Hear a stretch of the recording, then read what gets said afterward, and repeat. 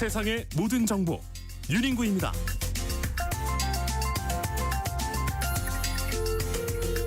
목요일입니다. 점심 맛있게 드시고 계십니까? 안녕하십니까, 윤인구입니다. 오늘 점심으로 밥 드셨어요? 빵 드셨어요? 요즘 하루에 이 쌀밥 한 공기조차 안 먹는 분들 참 많다고 하네요. 실제로 쌀 소비량은 역대 최저치로 뚝 떨어졌는데 오히려 쌀값은 오르고 있습니다.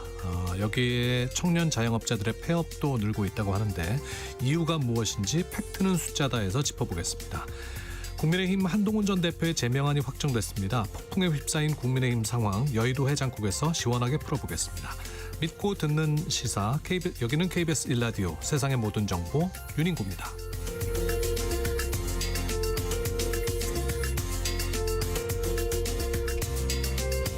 오늘도 갓생 품격 있게 여러분과 함께 하겠습니다. 요즘 두쫀쿠 많이 들어보셨죠? 두바이 쫀득 쿠키라고 하는데 드셔보셨습니까? 한때는 뭐 탕후루가 정말 온 길을 점령하더니 요즘은 두쫀쿠 사기 위해서 줄 서는 풍경 그렇게 낯설지 않습니다.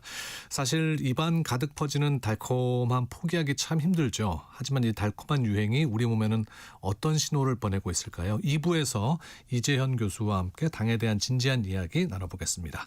그 전에 여러분의 맛있는 이야기부터 좀 들어보고 싶네요. 유행하는 간식도 좋고 어린 시절 어머니가 해주시던 추억의 간식도 좋습니다. 여러분의 소울푸드와 그 음식에 얽힌 소중한 사연들 기다리겠습니다. 뭐 시험 기간마다 어머니가 깎아주셨던 사과 한 접시가 생각날 수도 있을 테고요. 첫 월급 타서 부모님께 사드렸던 뜨끈한 국밥 한 그릇, 또 마음이 뿌듯했던 기억도 좋습니다. 저는 생각해보면 어린 시절에 그 콩팥찌개 라고 들어보셨어요? 콩팥찌개를 많이 먹었던, 이게 서울 음식이라고 하는데 좀 달달한 맛이 나면서 어머니가 해주셨던 콩팥찌개가 생각이 나는데 요즘 또 콩팥을 구할 수가 없어가지고 이걸 또 할 수가 없다고 하네요. 예.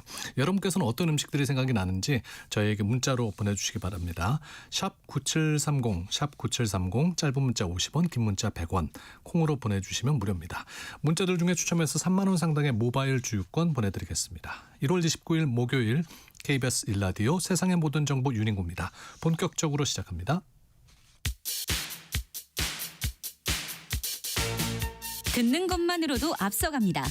오늘 경제 뉴스의 핵심, 경제 인사이트 픽. 뉴스는 많지만 내 지갑에 도움되는 소식은 따로 있습니다. 오늘 꼭 알아야 할 경제 뉴스만 픽해서 전해드립니다. 경제 인사이트 픽 임선우 뉴스캐스터와 함께합니다. 어서 오십시오. 안녕하세요. 네, 조끼 잘 어울리는데요. 잘 어울리십니다. 네. 제작진분께서 오늘 또 우리 팀복으로 입어야 된다 그래서 네, 지금 이거 요즘 아마 굉장히 핫하더라고요. 그렇다면서요. 네. 이게 유튜브로 보고 계시는 분들은 저희가 지금 무슨 얘기를 나누는지 아실 거예요. 꽃 문양의 요즘 핫하다는 아이템입니다. 이 조끼를 입고 저희가 세상의 모든 정보 윤인구입니다. 원팀이라는 각오로, 갓생의 각오로 그렇습니다. 예. 방송이 잘 될지는 두고 보겠습니다. 예. 자, 오늘 첫 소식은 정부가 6만 호 주택을 신속히 공급하겠다라고 대책을 내놨습니다. 예. 어떤 내용인가요? 네, 조금 전에 나온 발표인데요. 한마디로 정리해보면 도심 안에 남아있는 공공부지를 최대한 활용하겠다가 핵심인데 네. 용산국제업무지구와 캠프킴, 과천 경마장과 방첩사, 태릉 CC 같은 곳들이 대표적이고요.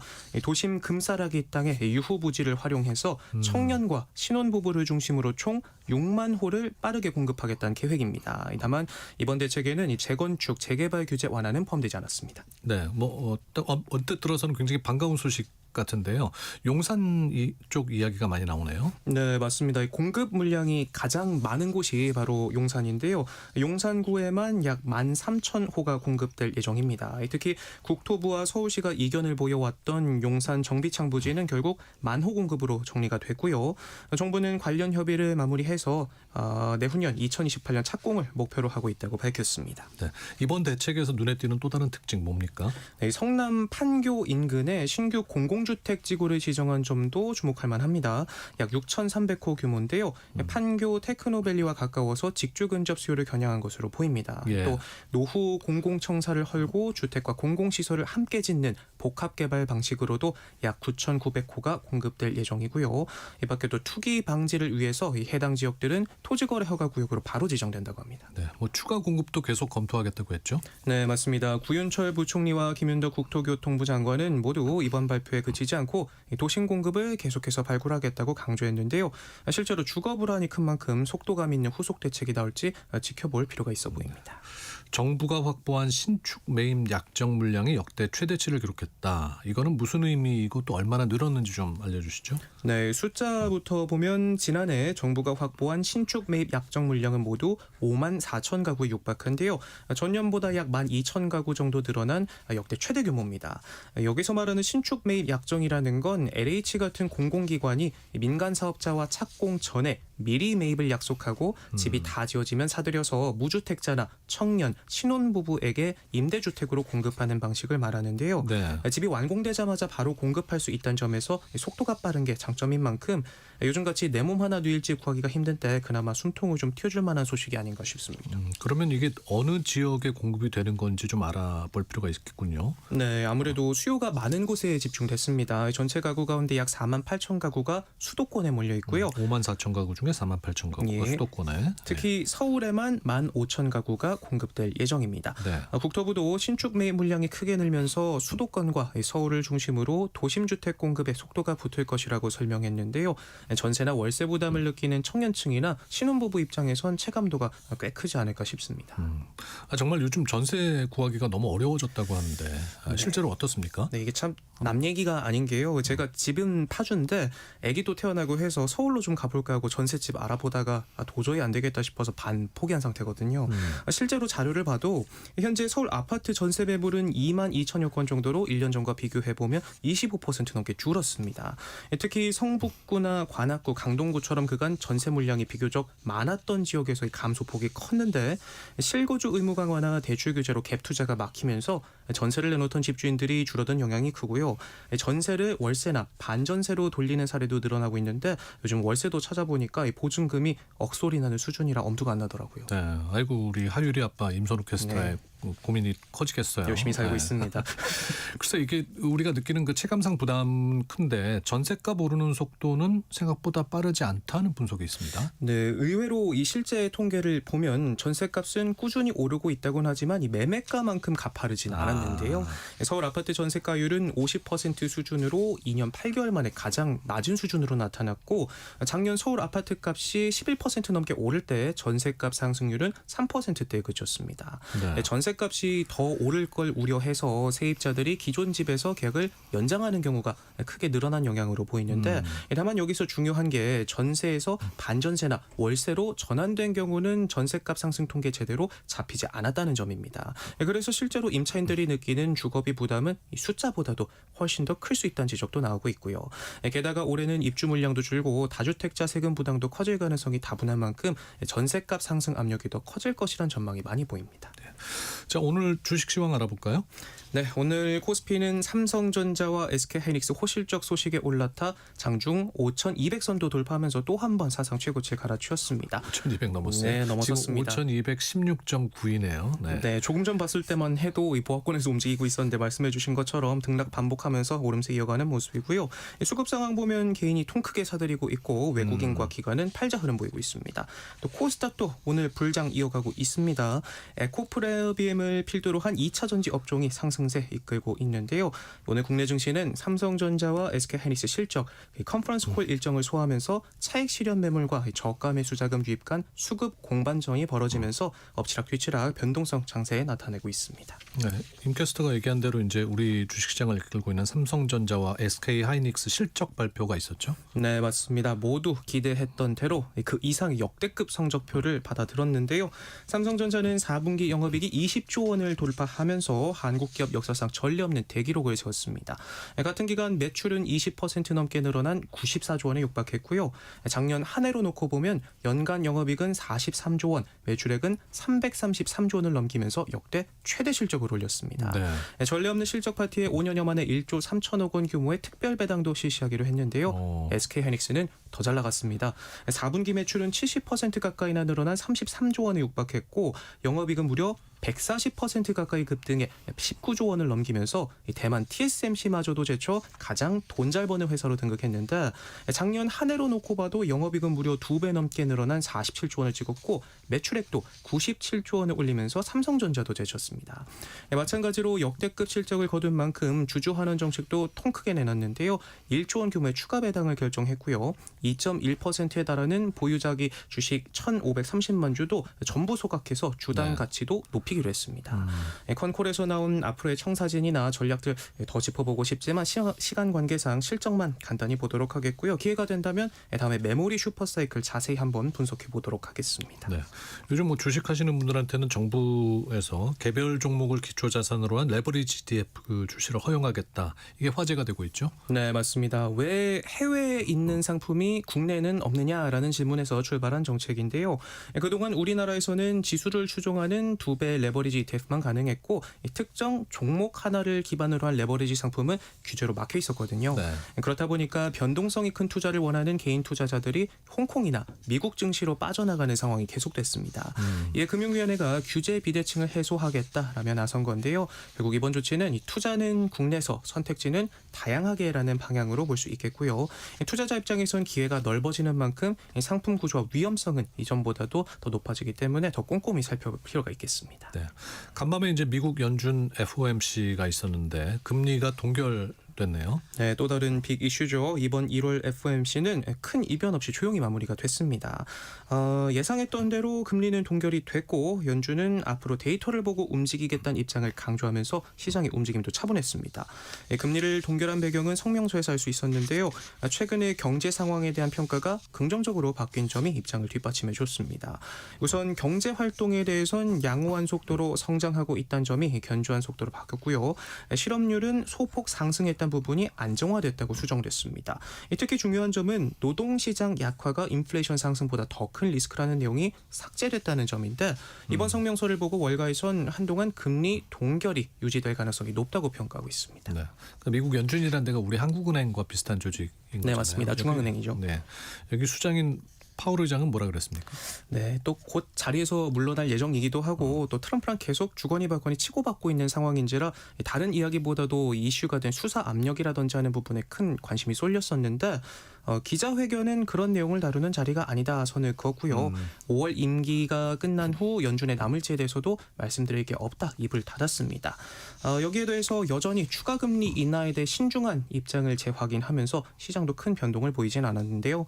시장에서는 올 하반기 2차례 정도 금리 인하가 있을 것으로 전망하고 있고 다만 파월 대신 어떤 인물이 후임 자리에 앉느냐가 최대 변수가 될 텐데 연준 의장 후임 인선에서도 이 트럼프가 특유의 변덕을 부리면서 혼란을 키우고 있습니다.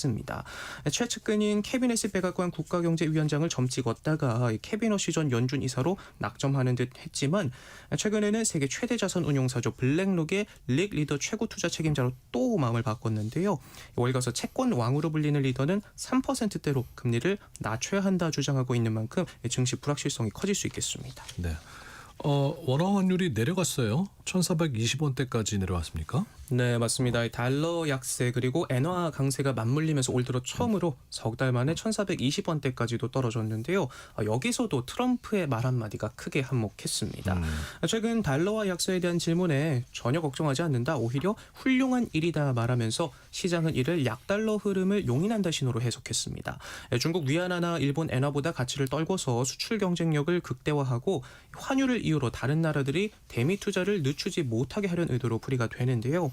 이렇게 미국 정부가 노골적으로 달러 약세를 유도하고 있다는 확신이 커지면서 셀 아메리카 현상이 심화했고 실제로 달러 인덱스는 4년 만에 최저 수준을 기록하기도 했습니다. 전문가들은 엔화 반등과 달러 약세가 맞물리면서 원달러 환율은 하방 압력이 우세한 환경이라면서 상반기 중 점진적으로 하단을 낮춰갈 가능성이 크다 보고 있는데 다만 밤사이 앞서 짚어본 대로 연준의 금리 인하 기대감이 후퇴하면서 달러 약소 속도 조절에 영향을 받아 환율이 다시 또 요동치진 않을까 하는 우려도 나옵니다. 나오고 있습니다. 네. 최근 이제 그 트럼프가 우리 관세 다시 인상하겠다고 그런 게 이게 한국의 투자가 늦어지고 있다. 뭐 이런 지적에서였잖아요. 근데 이게 환율 문제도 있는 거죠, 분명히. 네, 맞습니다. 우리보다 석 달 먼저 트럼프와 협상을 맺은 일본 같은 경우에는 당장 3월 투자 1호 사업 발표를 앞둔 상황인 만큼 투자 주도권을 뺏기지 않으려면 우리도 먼저 나서야 하는데 말씀하신 환율이 발목을 또 잡고 있습니다. 잠깐 주춤했다고는 하지만 고환율 흐름이 계속 이어지는 상황에서 연간 200억 달러의 투자 계획을 공식화하는 것만으로도 외환 시장에 충격을 줄 수 있기 때문인데요.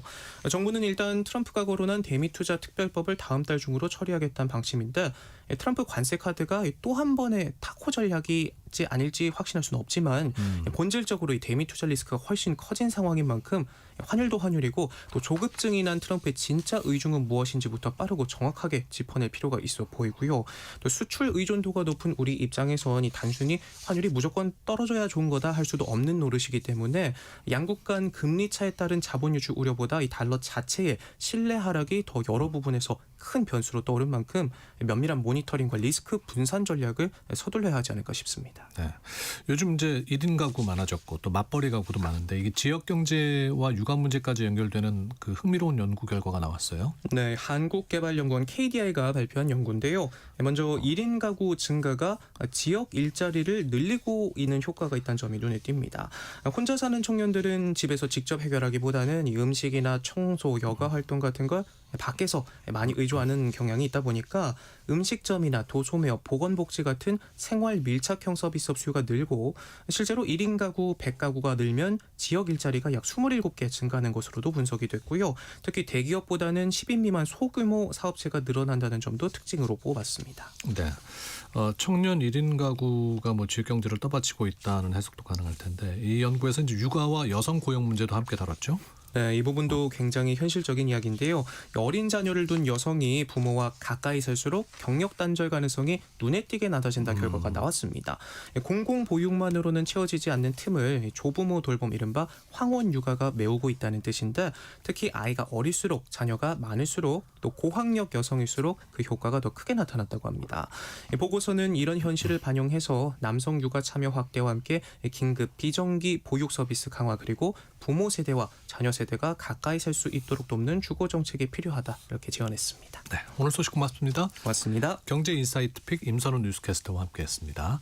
자, 오늘 여러분의 추억이 담긴 소울푸드 어떤 음식인지 여쭤봤습니다. 7130님, 저는 어린 시절 할머니께서 화롯불에 구워주셨던 가래떡. 이야, 요즘 같은 그 추울 때 딱 생각나는 음식이죠. 검게 탔던 부분들은 손으로 떼어내고 조청에 찍어 먹으면 쫀득쫀득. 예, 친구들도 놀러와 사랑방이 됐죠. 오늘 추억 떠올리며 가래떡 구워 먹고 싶습니다. 뭐니 해도 근데 내가 구워 먹는 것보다 이렇게 할머니가 구워주시는 게 더 맛있어요. 예. 2893님, 어린 시절 생선이 아주 귀한 농촌에 살았는데요. 머리에 이고 다니면서 생선 파는 아주머니한테 고등어 사서 소금 항아리에 묻어놨다 꺼내서 아궁이에 노릇노릇 구워 먹던 생각이 납니다.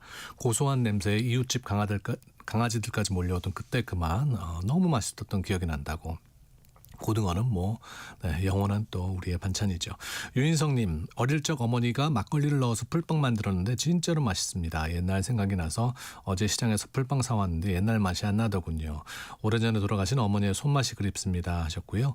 7557님은 군대 시절 먹었던 뽀글이가 그립습니다. 이가 뽀글이가 뭐냐면은 그 반합에다가 끓여 먹는 라면이거든요. 한겨울 야간 근무 마치고 먹었던 뽀글이 제대하고도 몇 번 먹었는데 그 맛이 안 나더군요. 한국인의 소울푸드는 역시 라면이죠. 이게 음식도 어떤 장소에서 누구랑 먹느냐도 참 중요한 것 같습니다. 오늘 문자 보내주신 분들 감사드리고요. 지금 듣고 계신 시각 12시 38분 지나고 있습니다. 교통정보 듣고 오겠습니다. 이 시각 교통정보입니다. 교통량은 줄고 있는데요. 사고가 끊이질 않고 있습니다. 중앙고속도로 춘천 쪽으로 초정 부근입니다. 아침 시간대에 화물차 관련 사고가 있었는데요. 지금은 긴급 시설물 보수 작업을 하고 있습니다. 3차로가 막히면서 대저분기점에서 초정 쪽으로 속도 떨어지고 있습니다. 수도권 제일순환고속도로 판교 쪽으로는 중동 부근에서 추돌 사고 있었고요. 지금은 갓길에서 처리 작업을 하고 있습니다. 장수 부근에서 송내 쪽으로 막히고 있습니다. 반대 판교 방향 계양에서 송내 쪽으로 더디게 지나고 있습니다. 서울은 동부간선도로 성수대교 쪽입니다. 월계 1교에서 중랑교 쪽으로 사고 여파를 받고 있는데요. 중랑교 부근 2차로가 사고 때문에 막혀 있습니다. KBS 교통정보센터에서 이현입니다. 데이터로 맥락을 짚는 통계 리포트. 팩트는 숫자다. 복잡한 세상 쏟아지는 통계 속에서 숫자가 담고 있는 사실을 날카롭게 짚어봅니다. 뉴스에 나오는 통계 이면을 들여다보는 시간, 팩트는 숫자다. KBS 송수진 기자, 정세배 기자와 함께합니다. 어서 오십시오. 네, 안녕하세요. 네, 역시 원팀이군요, 우리는. 원팀으로 또. 네. 아주 힙한 감성이 느껴집니다. 지금. 근데 이 조끼가 뭐 네. 어떤 조끼인지는 알고 계세요? 옛날에 이제 이게 저 시장 같은 데 가면 이제 할머님들 많이 맞아, 할머님들 입으셨던, 많이 네. 입고 계시던. 네, 근데 네. 이게 또 외국에서도 그렇게 인기가 있다 요새 그러더라고요. 뭐 미국에서 난리라는 뭐 얘기도 있었어요. 네. 정말 동묘룩이라고 또 유명하잖아요. 동묘룩. 동묘의 어르신들의 되게 힙한 어떤 감성을 어. 그 외국의 그 유명한 포토그래퍼가 찍어가지고 어. 네, 동묘룩이 또 패션 디자이너들의 어떤 감성을 또 불러일으키는 그 소재로 활용이 되기도 했죠. 뭐 네. 어쨌든 국제적으로 되게 트렌디한 지금 최신 트렌드를 반영한 거라고 봐야 업체에서도 되는 거죠. 또뭐이 네. 본따가 좀 만든 것도 있고. 예. 이게 김미숙님께서 어머나 시골 어르신들 방한 조끼네요. 요즘 트렌드라니 따뜻한 것 재밌으십니다. 같아요. 네, 따뜻해요. 예. 자, 그러면 우리 청취자 여러분들의 귀도 좀 따뜻하게 우리 세 사람이 좀 되어보도록 하죠. 두 분 뭐 요즘 빵 먹습니까? 식사로 밥 많이 먹습니까?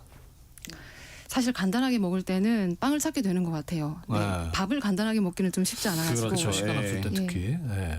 그래서 요즘 뭐 그 쌀 소비량이 굉장히 줄었다는 얘기가 있던데 어떻습니까? 뭐 쌀 소비량 줄고 있다. 이거는 뭐 다들 너무 많이 들어서 아시는 내용일 텐데 그러면 어느 정도가 줄었냐 이게 좀 중요할 것 같아요. 지난해보다 이제 한 3.4% 줄어든 것으로 나타나요. 쌀 소비량이. 근데 이게 좀 그러면 이게 뭐 이 정도 줄어왔던 거 아니야? 하실 수 있는데 10여 년 만에 이제 최대 감소폭인 거고 또 이게 어떻게 보면 계속 줄다 보니까 통계조사를 1962년부터 했는데 가장 적었어요. 쌀 소비량이. 그다음에 이게 어떻게 보면 80년대부터 지금 40년 넘게 지금 계속 소비량이 감소만 하고 있거든요. 네. 30년 전에 1995년에 정확히 지금보다 2배를 더 먹었어요. 딱 지금 30년 만에 절반만 먹는 거예요, 쌀을. 거기다가 사실 2021년부터 한 24년까지는 뭐 감소는 했지만 그렇게 폭이 크진 않았는데 지난해에는 좀 크게 감소를 했다. 이렇게 봐야 될 것 같고 다만 기타 양곡 같은 경우에는 소비량이 줄지 않았고 오로지 이제 순수한 쌀 소비량이 좀 줄었다. 이렇게 이해하시면 될 것 같아요. 그 고봉밥이라 그래서 정말 그 밥에 이렇게 가득 하나 더 싸서 얹어주시는, 네, 한 그릇 더 얹어주시는. 예전에는 그렇게 드시는 분들 많아요. 네. 요즘에는 그렇게 드시는 분들 보기가 쉽지 않고 사실 뭐 식당 가서 공깃밥에 이렇게 담겨 나오는 것도 뭐 다 안 양도 많이 비우시는 분 줄었죠. 많잖아요. 전보다. 네. 네.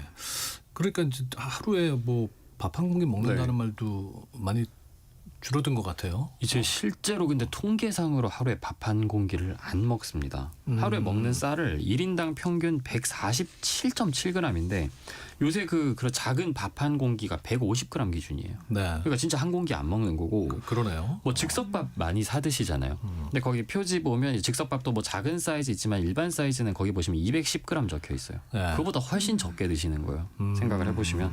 근데 이제 뭐 아무래도 뭐 1인 가구가 늘다 보니까 뭐 밥 잘 안 챙겨 먹게 되고 뭐 먹게 되는데 그렇게 많이 먹지도 않고 뭐 맞벌이 부부도 증가하고 이러다 보니까 뭐 그리고 뭐 건강상의 이유로 뭐 쌀 소비 좀 줄이시는 분도 있고 네. 여러 가지 복합적인 이유가 좀 있는 것 같아요. 네. 근데 뭐 우리가 먹는 밥은 그렇다고 치지만은 뭐 이렇게 제품에 들어가는 네. 쌀 있지 않습니까? 뭐 요즘 쌀과자도 나오고 네네. 그러면 거기에 들은 소비량은 어느 정도 됩니까? 그건 이제 예상하셨다시피 좀 다행히 늘고 있어요. 쌀 소비량이 늘고 있는데 예를 들어서 뭐 식료품이나 음료 이렇게 원료로 들어가는 쌀 이걸 가공용 쌀이라고 하거든요.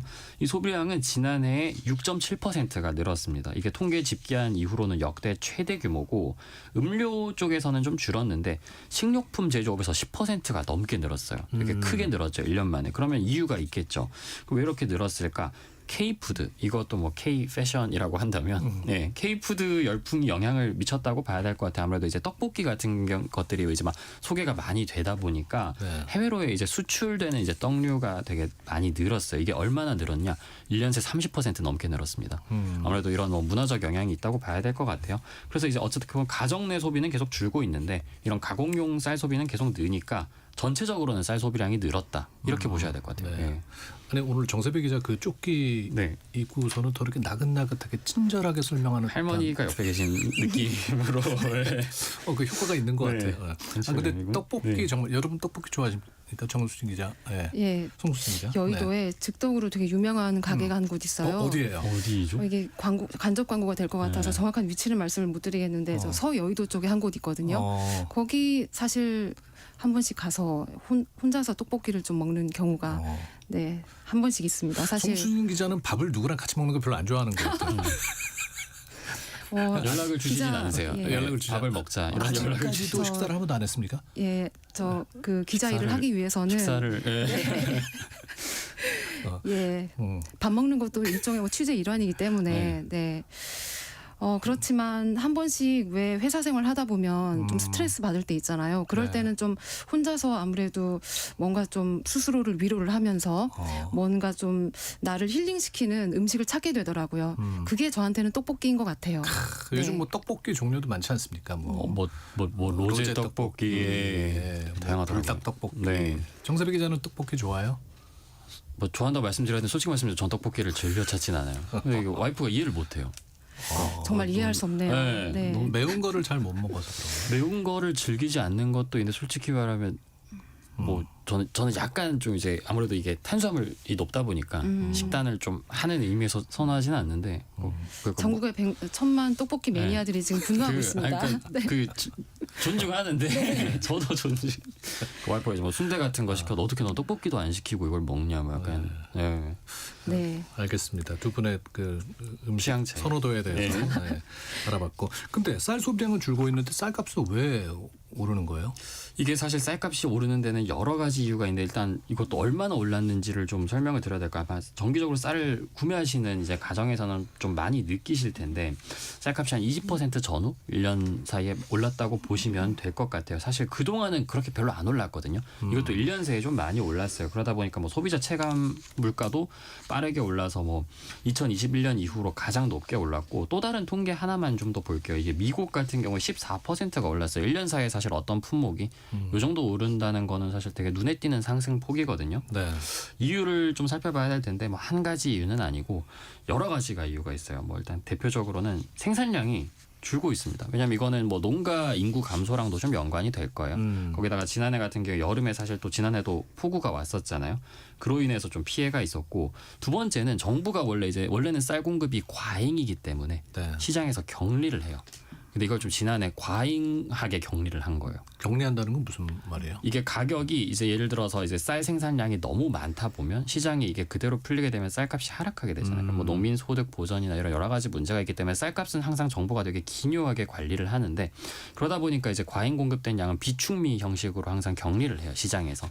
근데 이거를 항상 이제 정부가 일정 분량을 격리 물량을 통계적으로 마련을 하는데 지난해는 격리 물량이 좀 과했던 거죠. 지나고 보니까 그런 영향도 있고 또 사실 유통 비용 같은 경우에 계속 좀 급격하게 늘고 있어요. 생산비도 늘지만 유통 비용도 급격하게 늘고 또 마지막으로는 아까 설명드렸던 뭐 가공용 쌀 수요가 늘어나다 보니까 이게 사실 정부가 좀 격리 물량을 잘못 판단한 근거 중에 하나가 된 거예요. 너무 급격하게 늘었잖아요. 네. 네, 그런 여러 가지 요인이 있다고 보셔야 될 것 같습니다. 그럼 뭐 이럴 때 적절한 대책이 나오고 있습니까? 뭐 쌀값 안정 나서야죠. 이건 정말 중요한 포인트이기 때문에. 그래서 일단은 올해는 원래 당초 격리하기로 했던 물량을 좀 보류하기로 했습니다. 격리 물량을 좀 줄이고 두 번째로는 이게 수급 조절용 벼 사업을 새로 실시하기로 했는데 이거 좀 설명을 드려야 될 것 같아요. 뭐냐면 평상시에는 이거는 가공용 쌀 있잖아요. 아까 설명드렸던 뭐 떡이라든지 이런 것만 제한하되 실제로 뭐 올해도 뭐 예를 들어서 뭐 기상 이변이나 아니면 기후 재난으로 흉작이 왔을 때 그때 이제 시중에 공급을 하는 거예요. 밥쌀로. 그런 식으로 전환하는 것도 좀 이거를 좀 많이 좀 시행을 하겠다. 그래서 쌀값을 안정적인 범위 조정하겠다. 이렇게 보시면 될 것 같습니다. 이게 쌀값이 오르면서 또 울상 짓는 곳이 있죠? 사실 이렇게 쌀값 오르고 뭐 떡 판매도 늘어나고 하면 다 사실 소비자는 좀 울상인데 뭐 다 행복한 거 아니야 생각하실 수 있는데 떡집 떡집들이 요새 좀 울상이라고 해요. 생각해보면 그럴 수가 충분히 있는 게 저희 뭐 서울 같은 경우에 저기 종로구 낙원상가 쪽에 이제 떡집이 유명한 곳이 많잖아요. 근데 한 기사를 보면 폐업하는 가게가 최근에 많이 늘었다고 해요. 뭐 여러 가지가 있지만 결국 이제 쌀값 상승의 영향인데 찹쌀값 같은 경우에는 지난해 뭐 한 상인 말로는 2배 가까이 뛰었다고 합니다. 그래서 이제 10년 만에 가격을 조금 올렸는데 또 뭐 사실 경기 악화 요인도 있고 요새는 막 결혼하거나 어떤 집안에 뭐 경사가 있을 때 예전에는 뭐 떡 많이 하셨잖아요. 요즘에는 뭐 떡 그런 소비 자체도 좀 많이 들고 그러다 보니까 뭐 임금 방앗간도 많이 영향을 받았다고 해요. 이게 뭐 쌀값이 오른다고 이걸 즉각 떡값을 올리고 내리고 할 수 있는 구조가 아니잖아요. 그러다 보니까 좀 그 타격을 받고 그리고 뭐 사실 이제 떡 소비 자체가 줄어드는 약간 트렌드가 있을 수 있기 때문에 뭐 전문가들은 좀 이제 예를 들어서 뭐 떡도 어떻게 보면 산업적인 변화가 좀 있어야 된다. 뭐 예를 들어서 햇반 같은 경우에도 백미보다 막 잡곡 먹고 이러잖아요. 예. 그러니까 문 닫는 떡집들이 많다는 얘기가 나와서 송수진 기자, 이 자영업자가 폐업이 많이 늘었다면서요? 네, 그 자영업자가 2025년 기준으로 560만여 명 정도 되거든요. 그 전체 취업자가 2,800만여 명 정도 되니까 대략 취업자 5명 중에 1명이 자영업자인 셈인데요. 그러네요. 이 자영업자가 얼마나 줄었는지를 한번 봤습니다. 그랬더니 작년에 3만 8천 명이 줄었습니다. 이게 어느 정도 폭이냐면요. 2020년 그때 코로나19로 한참 자영업자들이 타격을 많이 받았는데 이 이후로 봤을 때 가장 큰 폭의 감소폭이었습니다. 그러니까 2024년에도 3만 2천 명이 줄었고 그래서 2년 연속 마이너스이기도 합니다. 여기서 좀 우리가 눈여겨봐야 될 대목이요. 이 561만 명이 어떤 자영업자인가 하는 건데요. 네. 그 자영업자를 보통 두 갈래로 쪼갭니다. 고용원이 있는 자영업자, 그러니까 직원을 두는 사장님이 143만 명 정도고요. 고용원이 없는 자영업자, 그러니까 나 홀로 사장님이 418만여 명 됩니다. 훨씬 많군요. 훨씬 많습니다. 3배 정도가 더 많은 셈인데요. 그러니까 자영업의 본체는 사실상 이 1인 자영업자, 그러니까 고용원이 없는 나 홀로 사장님인 셈입니다. 그러니까 이 부분을 놓치면은 자영업자 감소의 의미를 어떤 뭐 경기 부양의 실패다 이렇게 단순화하기 쉽죠. 예. 요즘 다니다 보면 심심치 않게 이렇게 빈 매장들이 참 많더라고요. 공실 뜨고 또 원래 있던 매장이 몇 달 만에 바뀌고 이런 경우도 되게 많은 것 같아요. 네. 예, 다시 나가시고. 예. 참 그런 거 보면 안타깝다는 생각이 드는데 20, 30대 청년 그 사장님들이 폐업하는 경우가 또 많다고요? 네, 맞습니다. 이 청년 자영업자가 타격이 특히 큰데요. 29살 이하 자영업자가 15만 4천 명이거든요. 1년 새 3만 3천 명이 줄었습니다. 이게 3년 연속 감소하고 있는 거고요. 29살 이하뿐만 아니라 30대 자영업자도 지금 3만 6천 명 정도 줄었습니다. 3년 연속 감소하고 있는 것도 마찬가지입니다. 연령별로 봤을 때 40, 50대도 줄기는 했고 그렇지만 20, 30대만큼 크게 줄진 않았고요. 60세 이상 자영업자는 오히려 10년 내내 지금 늘고 있는 상황입니다. 한국노동연구원에서요. 이 현상을 연구했는데 이렇게 표현을 했습니다. 청년 자영업자들은 자본력 부족으로 고물가, 고금리 충격을 견디지 못하고 이탈하는 반면에 고령층은 생계 보존을 위해서 자영업 시장에 계속 유입되는 양극화 현상이 나타나고 있다. 이렇게 표현을 했습니다. 그래서 폐업률도 한번 살펴봤더니 역시나 20, 30대가 전 연령대 중에서 가장 높은 수준을 기록하고 있었습니다. 네. 주로 이 청년 자영업자들이 하고 있는 업종은 어떤 것들이에요? 네, 그래서 업종을 좀 자세히 봤더니요. 주로 음식점업, 운수창고업이 많이 줄었습니다. 운수창고업이라고 하면 좀 생소하게 느껴지실 수 있는데 이 배달 라이더 분들이 운수창고업 안에 포함이 됩니다. 그분들이 자영업자거든요. 개인 사업자들입니다. 그다음에 30대 분들도 운수창고업, 그다음에 도소매업에서 주로 줄었습니다. 네. 이 모두 내수와 직결된 산업들인데요. 어려워지면 가장 먼저 우리가 지갑을 닫는 산업군이죠. 그래서 가장 타격이 먼저 오는 곳이기도 합니다. 네. 그래서 청년들이 대거 진입했던 어떤 배달 플랫폼 시장이 수익성이 악화되면서 그래서 뭐 관련 종사자가 급감했다 이렇게 생각해 볼 수 있는 거죠. 그러면은 뭐 이게 그냥 두고만 볼 수는 없지 않습니까? 사실 뭐 청년 자영업자들이 그 폐업을 하게 되면 뭐 도전 정신이 줄었다, 뭐 뭔가를 잘못했겠지 이렇게 해석하면 사실 현실을 놓치는 거고요. 네. 청년층은 사실 창업 의지가 줄었다기보다는 버틸 여력이 얇아진 상태에 가깝다는 게 전문가들 진단이거든요. 그래서 청년층은 중장년층 자영업자보다 사실 여러 가지 좀 부족한 부분들이 현실적으로 있습니다. 사실 종잣돈도 상대적으로 적고요. 그다음에 매출이 한두 달만 흔들려도 바로 또 현실적인 고민들을 쉽게 하게 되죠. 담보, 신용 여건도 약한 편이고요. 그래서 고금리 자금, 더 위험한 고금리 자금에 더 노출되기도 쉽고요. 네. 그럼 어떤 지원을 해야 될까요? 사실 이게 가장 어려운 문제인데요. 결국은 구조적으로 안전망 구축을 좀 촘촘히 해줄 필요가 있지 않나 하는 게 전문가들 지적입니다. 사실 한 번에 성공하기 어려운 거는 자영업이든 사실 우리 기자든 모든 업종이 마찬가지잖아요. 그러니까 폐업 역시도 성공의 사이클 중 한 단계로 보는 어떤 발상의 전환 이런 것도 좀 필요할 것 같습니다. 다시 일어설 수 있는 힘 같은 걸 길러줄 수 있는 어떤 제도적인 지원들 필요한 것 같습니다. 네, 우리 둘러보면은 자영업자 사장님들이 가장 많죠. 우리. 가장 많죠. 많죠. 네, 또 대한민국 경제의 허리고요. 힘내시기 바랍니다. 우리 자영업자 사장님들. 자, 팩트는 숫자다 여기까지 하겠습니다. 송수진 기자, 정세배 기자와 함께했습니다. 고맙습니다. 감사합니다. 자, KBS 1라디오 세상의 모든 정보 윤인구입니다. 1부 순서 여기서 마치고요. 2부 잠시 후 1시에 찾아뵙겠습니다.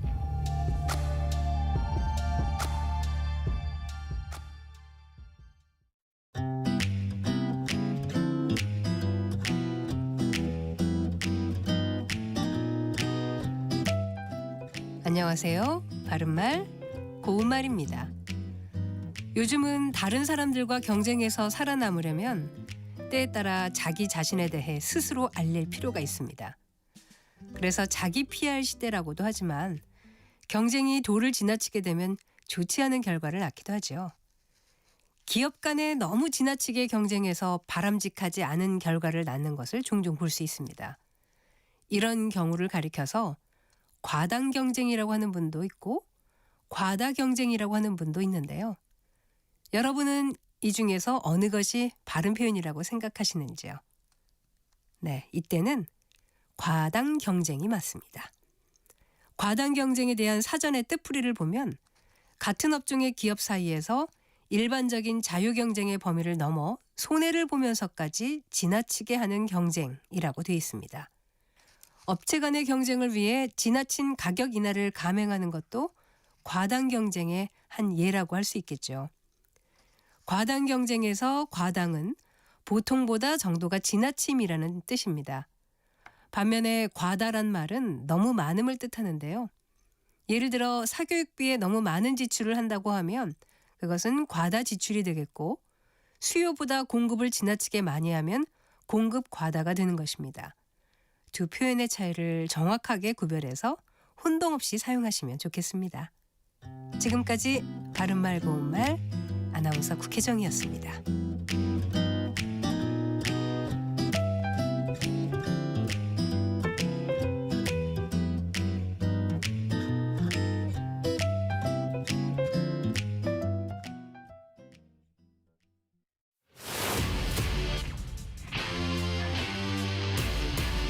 토론에 정답은 없습니다. 토론이 세상을 바꿀 수도 없습니다. 하지만 질문은 새로운 세상을 만들 수 있습니다. 질문으로 올바른 세상을 만드는 첫걸음. 평일 저녁 7시 20분 KBS 열린 토론.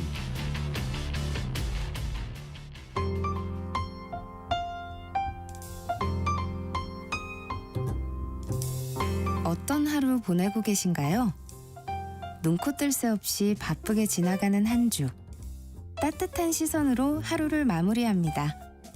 당신을 위한 지식 쉼터. 오늘 밤 일라디오. 월요일부터 금요일.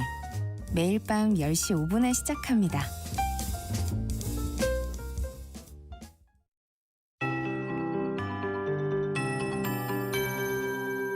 KBS 58분 날씨. 중부지방과 경북, 전북 동부 지역에 한파특보가 발효 중인데요. 아침에 영하 10도 안팎의 강추위가 나타났습니다. 중부지방은 한낮에도 영하권 추위가 이어지겠습니다. 낮 기온 서울과 원주 영하 1도, 충북 제천 영하 2도, 대전 2도, 광주와 대구 4도에 머물겠고요. 찬바람의 체감온도는 이보다 3, 4도 정도 더 낮겠습니다. 내일은 서울의 아침 기온이 영하 12도, 대관령 영하 19도로 한파가 절정에 달하겠고요. 토요일 아침까지는 영하 10도를 밑도는 강추위가 계속되겠습니다. 이번 한파는 2월이 시작되는 일요일에 차차 기온이 오르면서 다음 주 초부터는 평년 이맘때 기온으로 큰 추위 없겠습니다. 강추위와 함께 건조함도 날로 심해지고 있습니다. 강원과 영남 지역에는 산불 재난 국가 위기경보 경계 단계가 내려진 가운데 강원 동해안과 영남 지역을 중심으로는 건조 경보가 발효 중이고요.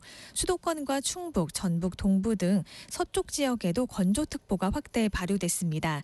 바람도 강하게 불어서 작은 불씨가 큰 산불로 번질 위험이 커지고 있는 만큼 불조심하셔야겠습니다. 오늘 전국이 대체로 맑은 가운데 오후부터 밤사이 제주도에는 비나 눈이 내리는 곳이 있겠습니다. 해안 지역을 중심으로 바람이 강하게 불겠습니다.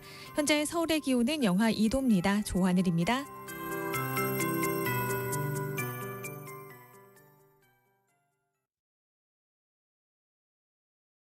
정성을 다하는 국민의 방송 KBS가 한시를 알려드립니다. AM 711kHz, FM 97.3MHz, KBS 1라디오입니다. HLKA.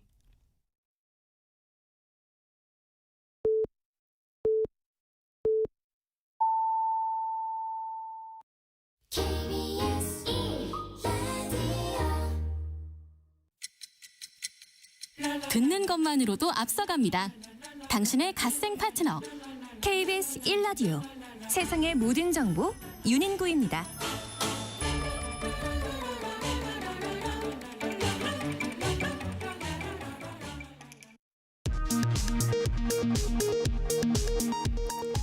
이 시각 라디오 정보센터 뉴스입니다.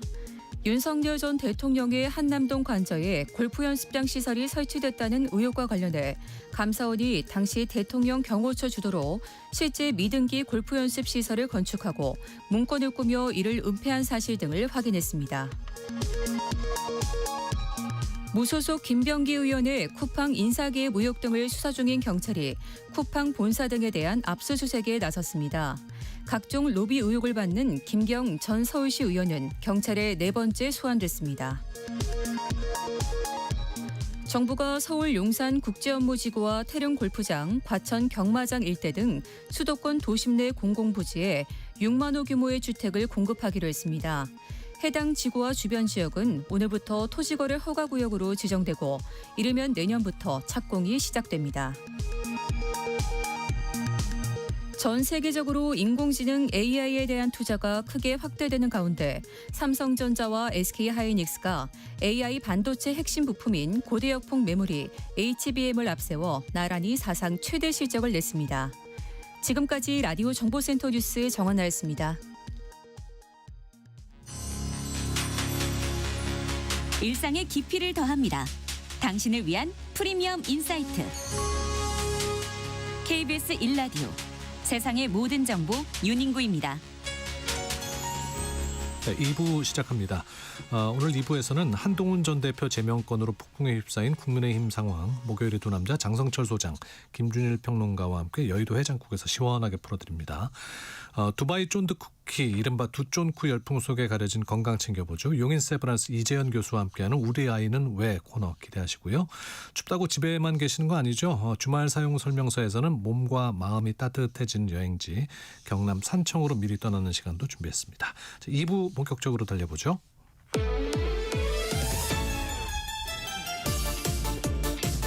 오늘 정치 뉴스에 속 뒤집힌 분들 다 오세요. 맑은 국물로 풀어드립니다. 여의도 해장국. 네, 매일매일 쏟아지는 정치 뉴스로 속이 답답한 분들을 위해 준비했습니다. 정치로 채한속, 팩트로 풀어드리는 여의도 해장국 김준일 시사평론가, 장성철 공론센터 소장과 함께합니다. 어서 오십시오. 예, 안녕하십니까. 안녕하세요. 아니 뭐 오늘 저 그 꽃조끼, 우리 김장조끼 반응이 굉장히 좋습니다. 김명환님께서 어머나 꽃조끼 이뻐요 하셨는데요. 네, 두 분 얼굴도 화사해 보입니다. 이게 저도 동네에서 산책을 하면은 개들도 입고 다니더라고요. 개들이 입고 다닐 정도로 이게 인기구나. 유행이다. 유행이다. 예. 근데 이런 또 화사한 우리가 저 꽃무늬 조끼를 입고 또 칙칙한 정치가 있다는 게 좀 아쉽긴 합니다. 화사하게 한번. 네, 화사하게 해보죠 오늘. 예. 예. 국민의힘 어떻게 되는 겁니까? 내분 갈등이 심해질 텐데 아마 장동혁 대표는 이제 1월 달에 그동안 뭐 고름 같았던 한동훈 대표와 한동훈 대표계의 상징적인 인물인 김종혁 최고위원을 정리했다. 그럼 2월부터는 내가 계획하고 스케줄대로 당을 좀 바꾸겠다. 그건 네. 개혁과 쇄신 중도층의 민심을 얻기 위한 것이 아니라요. 조금 더 자신을 응원하고 자신의 정치적인 기반인 사람들과 함께 정치를 할 가능성이 높을 것 같아요. 네. 그래서 아마 오늘 이후로 한동훈 대표의 히읗자도 안 꺼낼 것 같아요. 그냥 애써 무시하면서 우리는 한동훈은 이제 더 이상 우리 당원이 아니다. 우리 사람 아니다. 그래서 애써 무시하면서 자신의 갈 길을 갈 것으로 생각이 드는데 한동훈 대표가 좀 이따 기자회견 한다니까 어떤 2시에? 선택을 하는지 좀 지켜봐야죠. 네. 아니 근데 뭐 히읗자도 안 꺼낸다고 한동훈 전 대표가 뭐 그 잊혀지는 건 아닐 거잖아요. 그런데 뭐 할 수 있는 게 딱히 많지는 않아요. 사실은 지금 뭐 어떤 당직이나 공직이나 뭐 이런 거를 맡고 있는 상황은 아니잖아요. 그러면 일종의 이제 재야 정치인이 되는 거거든요. 물론 이제 한동훈 대표 전 대표를 지지하시는 분들이 굉장히 많기 때문에 어떤 세력화 뭐 이런 것들 그리고 뭐 집회를 한다든지 토크 콘서트를 한다든지 이런 거는 할 수 있지만은 결국은 정치는 어떤 제도권 안에서 이제 해야지 빛을 발하잖아요. 당장은 어쨌든 할 일이 많지 않다라는 거고 저는 장성철 소장님이 또 가짜 뉴스를 막 퍼뜨리는 것에 대해서 또 뭐예요? 또 뭐 내가 뭐 했어요? 그 장동혁 대표 측에 제가 얘기를 그 고위 관계자들 뭐 얘기를 좀 들어보니까 지지층 중심으로만 가진 않는다. 그거는 잘못된 얘기다. 이런 얘기를 하더라고요. 이제 진짜 장동혁 대표가 변할 거다. 민심 속으로 들어갈 거다. 그동안은 한동훈 이 건 때문에 발목이 잡혀가지고 뭐를 해도 오해가 생기고 그랬는데 봐라 지켜봐라. 진짜 변한다. 이런 얘기를 하더라고요. 기대해 보겠습니다. 그럼 저도 응원하겠습니다. 진짜로 그렇게 중도층으로 아까 하신 말씀 간다면 그냥 쑥 접는 거예요? 아니 워낙 김준일 평론가님이 취재도 잘하시고 정보도 뛰어나셔가지고 진짜 그분 말이 맞다면 이거는 제가 계속 주장해왔던 국민의힘의 개혁과 쇄신의 방향이거든요. 부합하는 거다. 네. 그러니까 그럼 응원해야죠. 조금만 보론을 말씀드리면 이런 거예요. 예를 들면은 뭐 사과를 뭐 계엄에 대해서는 사과를 한다든지 뭐 윤석열 대통령과의 거리두기를 한다든지 그러면 이거 해석을 거봐 한동훈이 옳았네. 한동훈 쪽으로 힘이 실리네. 이런 식으로 해석되는 게 굉장히 싫다라는 거예요. 그러니까 인선을 한 명을 하면 친한계를 중용했네. 뭐 이런 식으로 한동훈하고 엮이는 것 자체가 너무 싫다. 이거는 장동혁 고유의 판단이고 당을 살리기 위한 당대표의 어떤 고뇌 이런 걸로 해석해야 되는데 계속 한동훈 이렇게 되는 게 싫기 때문에 그래서 오늘 저는 뭐 이 징계가 나올 줄 알았고 그러니까 이게 일종의 그들한테는 의식 같은 거예요. 그러니까 여기를 기점으로 해가지고 장동혁 대표가 새로운 이제 민심 속으로 들어가는 기점이 될 것이다 이렇게 해석을 하더라고요. 그 사람들의 단어의 의미가 우리가 생각하는 단어의 의미랑 좀 다르다. 그 사람들의 국민은 내 편 들어주고 나를 응원해주고 한동훈 대표 욕하는 사람 그런 사람들이 국민이다. 이렇게 생각할 가능성이 높고 시험 50점 맞던 친구가 갑자기 이제 나 내일부터 공부 열심히 해가지고 100점 맞을게. 그러면요 뼈를 깎는 노력 밤새워서 공부하고 열심히 강의 듣고 그래야 되잖아요.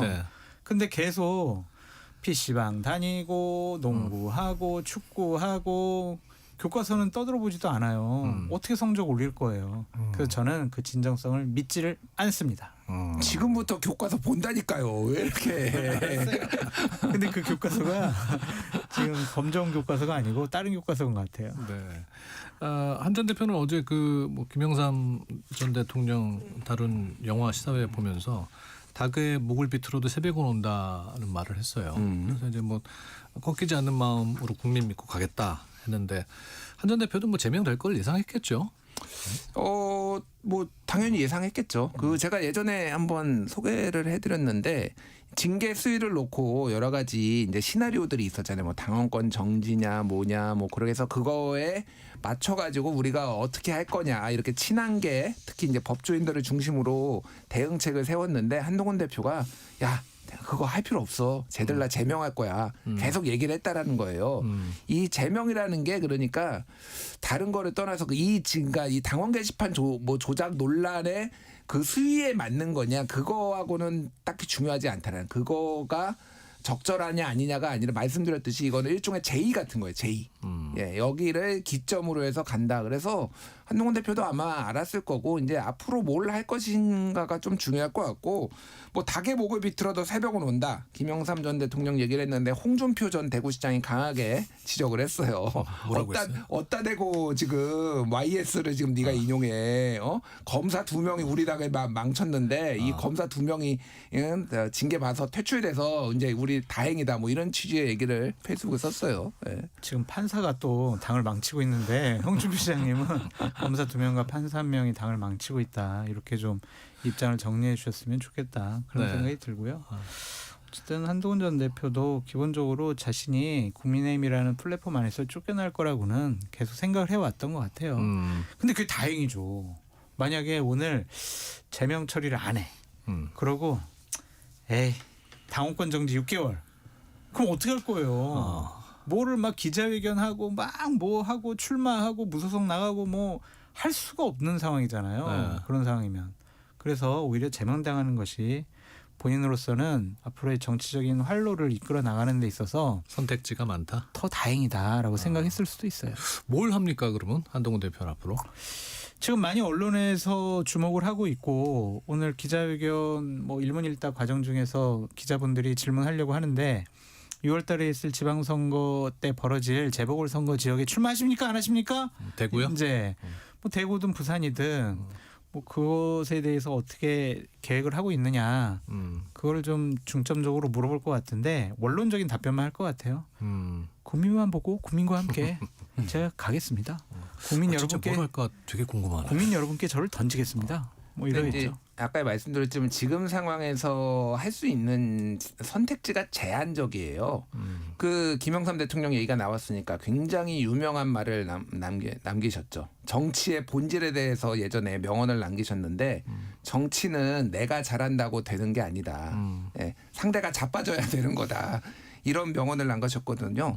그러니까 이제 상대라고 하면 여기서는 이제 뭐 작게는 이제 장도혁 대표겠죠. 그러니까 네. 장도혁 대표가 지방선거를 성공적으로 치르기 어렵다라는 전망이 많으니 지금 많은 친한계 의원들도 그렇고 그 이후에 6월 3일 이후를 조금 내다보고 우리는 준비를 해야 된다. 그때 기회가 올 것이다라는 얘기가 큰 틀에서는 하나가 있고 뭐 말씀하셨다시피 그 신당 창당 이런 거는 아무도 안 한다라는 게 이제 거의 확고하다라고 보면은 결국은 무소속으로 출마를 할 가능성. 예전에 이제 홍준표 시장이 무소속으로 대구시장에 나와가지고 3자 구도에서 당선이 된 바가 있잖아요. 그런 식의 선택을 할지 여부를 좀 지켜봐야 될 것 같습니다. 네. 그 대안과 미래가 개혁신당과 만난다면서요? 여기 뭐 만나서 한 전 대표에 대한 무슨 얘기를 할 수 있을까요? 근데 개혁신당 같은 경우엔 한동훈 대표를 잠재적인 2030년 대권 경쟁자라고 생각을 하기 때문에 옹호를 하거나 도와주거나 그럴 생각은 없는 것 같아요.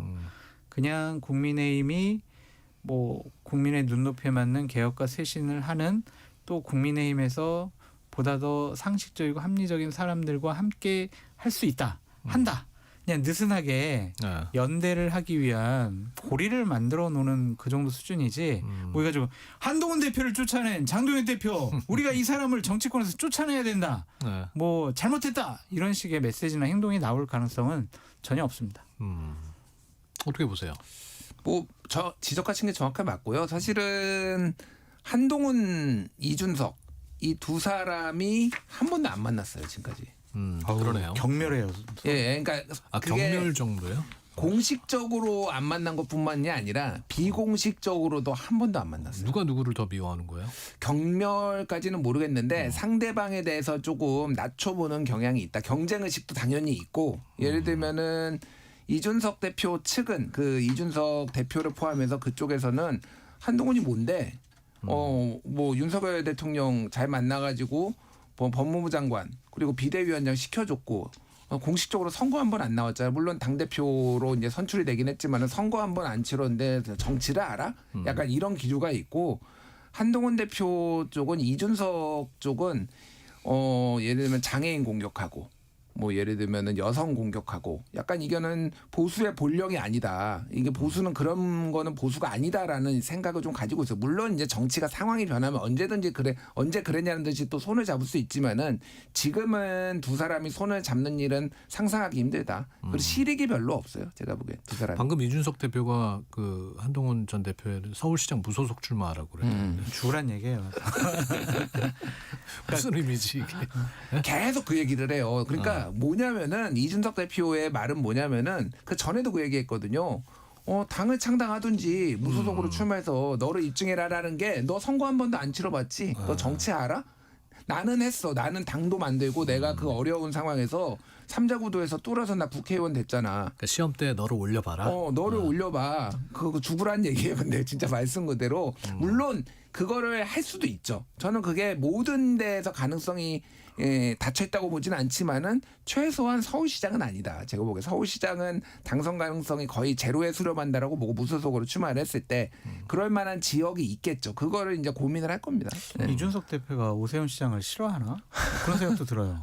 한동훈 대표가 무소속 나가요. 네. 본인 개혁신당에서 김종철 변호사가 후보로 나가요. 그다음에 오세훈 시장 있어요. 그러면 보수표가 갈리잖아요. 그러네요. 그럼 오세훈 시장 떨어지라고 고사 지내는 거 아니냐 뭐 그런 생각도 드는데 이거는 그냥 한동훈 대표 위에서 하는 얘기는 아닌 것 같고요. 그냥 망해라 라고 고사 지는 거랑 똑같다. 그렇게 좀 한동훈 대표 쪽에서는 받아들이더라고요. 네. 그러면은 뭐 그 이준석 대표의 지난번 그 장동혁 대표 단식장 차장 그 행동으로 봐서는 오히려 그렇게 공조를 해 나가겠다? 그것도 아닌 것 같아요. 왜냐하면은 특검에 대한 제한적인 공조 연대라고 얘기를 했잖아요. 선거 연대는 없다고 그랬고. 그런데 장동혁 대표 단식장에 박근혜 전 대통령이 갑자기 등장하니까 이거 도대체 뭐냐? 장동혁 그렇죠. 해명해라 이런 식으로 나오고 있거든요. 이거 해명이 납득되지 않을 때까지는 우리는 뭐 여러 가지 공조에 대해서는 보류 이렇게 얘기를 했습니다. 그래서 지금 이준석 대표도 상당히 좀 당황해하는 그런 분위기가 좀 읽혀져요. 그래서 기본적으로 장동혁 대표는 지금까지 윤어게인 세력, 그다음에 윤석열을 옹호하는 세력, 부정선거를 뭐 주장하는 세력 그런 사람들과 막 손잡고 그런 사람들 대변자가 돼 있거든요. 그런 사람이 이준석 대표가 그런 사람하고 손을 잡는다라는 게 또 같은 공간에 서 있는다라는 게 그것이 과연 이준석 대표가 현명한 판단을 한 것인가라는 비판을 하고 싶습니다. 국힘 내부에서는 지금 분위기를 어떻게 보고 있습니까? 어저께 송석준 의원도 나와서 상당히 걱정하는 목소리. 걱정만 해요.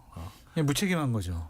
그냥 본인들이 나서서 이러면 안 된다라고 좀 집단적으로 행동을 하든지. 아니 뭐 장 대표한테 강력하게 좀 건의를 맞습니다. 한다든지. 그래야 되는데 그런 거 없이 그냥 걱정만 하는 거예요. 그냥 계속 이러면 안 되는데 어떡하지? 그러면 뭐 결과는 뻔히 보이는 거 아니에요? 그렇죠. 그러니까 결과로 결국은 책임을 져야 될 거예요. 결과로 책임을 지는 모든 정치인들은 이제 선거를 중심으로 이 성적표를 받아들이는 거잖아요. 네. 그러니까 뭐 안 말린 건 아니잖아요. 뭐 예를 들면 대안과 미래 뭐 여기에서도 찾아가고 당 고문들도 찾아가고 장동혁 대표는 경청하고 하지만 여기까지 징계를 해서 제명을 하겠다라는 게 나왔으면 이제 어떻게 더 이상 할 수 있는 게 없는 거죠, 사실. 그래서 결과로 이제 이게 되게 어려운 문제인 게 뭐냐면은 사실은 장동혁 대표 측이 뭐 감정도 좀 있을 거예요. 그동안 한동훈 대표하고 쌓여온 뭐 감정, 개인 감정들도 있습니다. 그런데 그런 것도 있지만은 장동혁 대표의 지지층은 쉽게 얘기를 하면 뭐 윤어게인이다 이런 것도 있는데 그들의 세계관은 뭐냐면은 보수 내부의 배신자를 척결하지 않으면 우리는 한 발자국도 나갈 수 없다라는 거예요. 이 당이 왜 망했냐. 박근혜 때 민주당하고 야합해가지고 박근혜 탄핵한 사람들. 그리고 그게 뭐 유승민 뭐 이런 사람들인 거죠. 그러니까 그리고 윤석열 때 민주당과 야합해가지고 윤석열 탄핵한 사람들, 한동훈 이런 사람들을 쳐내지 않으면은 또 우리는 제자리 걸음이다. 그래서 미래통합당 황교안 대표 때 다 품어봤는데 결과는 선거 참패했잖아. 오히려 단호한 모습을 보여. 이런 세계관을 실제 가지고 있어요. 그러니까 지금 이게 하나로 끝나지 않는다. 무슨 얘기냐면은 자 이제 제명했잖아요. 네. 그다음에 이제 김종혁도 이제 탈당 권유가 됐든 제명할 거 아니에요. 그렇죠. 거기만 있는 게 아니라 예를 들면 고성국 씨, 고성국 TV에서는 자 다음에는 누구다, 다음엔 배현진이다, 다음에는 누구다 이런 식으로 다 찍어줘요 이렇게. 그래서 이게 제가 한겨레 최근에 칼럼도 썼는데 보수는 배신자 무간지옥에 빠졌다.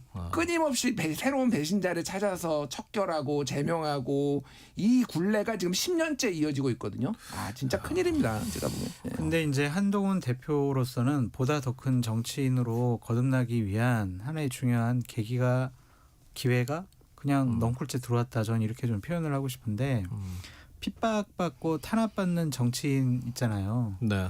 그것을 뚫고 이겨내면은요 보다 더 큰 정치인으로 거듭납니다. 그래서 윤석열 전 대통령도 그랬고 추미애 법무장관이 막 그냥 못 살게 굴었는데 그냥 주눅 들지 않고 막 이제 대들다가 결국엔 대권 후보까지 된 거 아니겠어요? 이재명 대통령도 마찬가지입니다. 어쨌든 여러 가지 사법적인 검찰 리스크 다 있었는데 단식을 하고 당을 단합시킴으로써 자기 세력을 굳건히 함으로써 결국에는 좋은 기회가 왔을 때 딱 잡아서 대통령이 되잖아요. 지면 안 돼요. 여기서 그냥 위축되고 주눅 들고 그래 나 제명당했으니까 당의 처분 나 그냥 뭐 받아들여야지. 내가 재보궐선거 나간다고 내가 뭐 되겠어. 삼자구도로 무소속으로 내가 뭘 할 수 있겠어. 이런 생각 가지면요. 그냥 끝장나는 거예요. 지지층도 흩어져요. 지지층들도 야 한동훈 정말 잘 싸우니까 우리가 지켜줘야지. 우리가 도와줘야지. 응원해야지. 이렇게 생각하는데 대장이 안 나서 가만히 있어. 그러면 흩어져 버리게 되는 거예요. 그렇기 때문에 한동훈 대표로서는 투쟁력 있게 정말 결기 있게 싸운다라는 강한 모습, 권력 의지를 보여주게 되면은 오히려 더 좋은 기회를 맞이하고 예를 들면 이번 6월 달에 재보궐선거 지역에서 정말 살아 돌아왔어요. 3자 구도 하에서 살아 돌아왔어.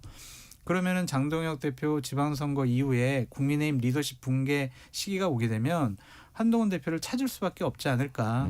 그런 꿈을 꾸고 있지 않을까라는 생각이 듭니다. 장 소장님. 한 딸입니까? 장 소장님.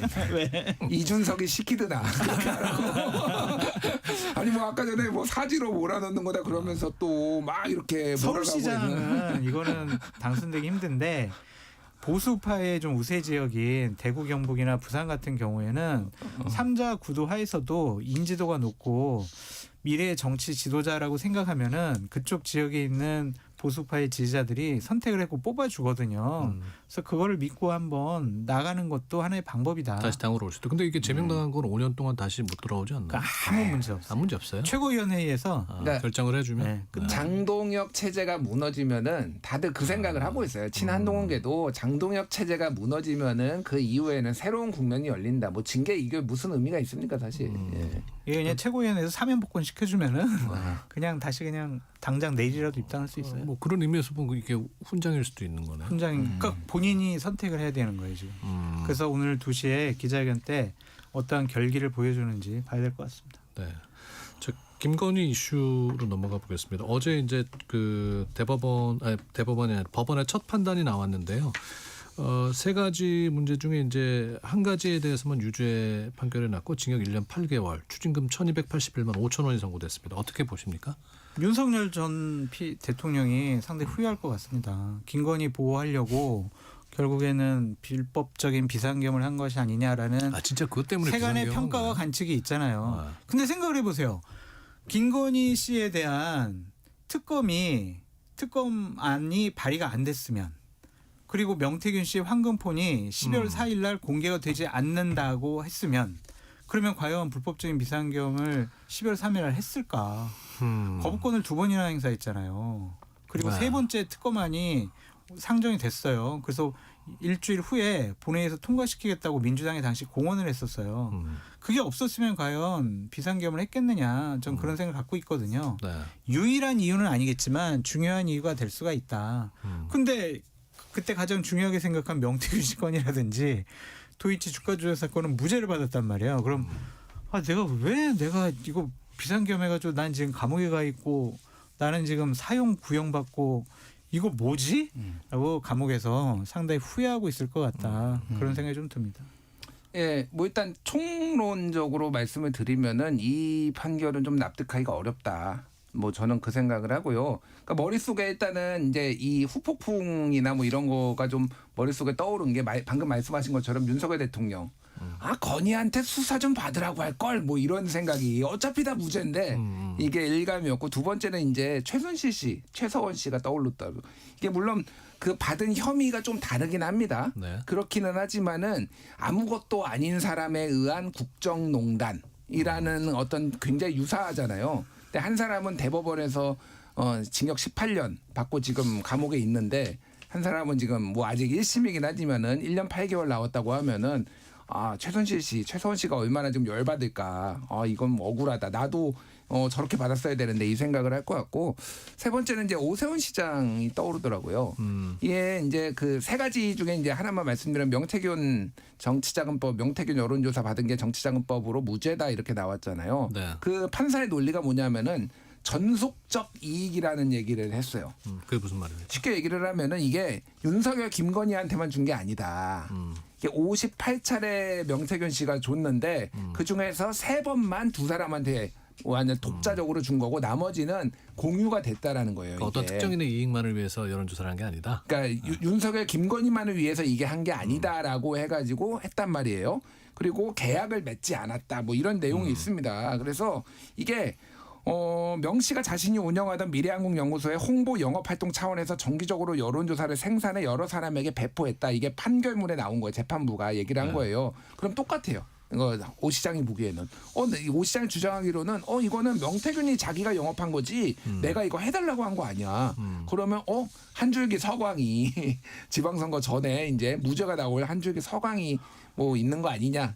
다만 이제 돈을 후원자가 3천만 원 건네준 거에 대해서는 다른 부분이라서 그거는 좀 이제 지켜봐야 될 부분이죠. 저는 평소에 판사의 판결은 존중되어야 한다. 사법부의 독립은 헌법상의 중요한 가치다라고 생각을 했는데 어제 판결을 보고 참 이 범죄 혐의자 피고인들은 판사 잘 만나면은 이게 무죄 받을 수도 있고 형량도 낮아질 수 있겠구나 그런 생각이 들어서 이건 제도적인 개선이 좀 필요하지 않을까라는 좀 생각이 들었고요.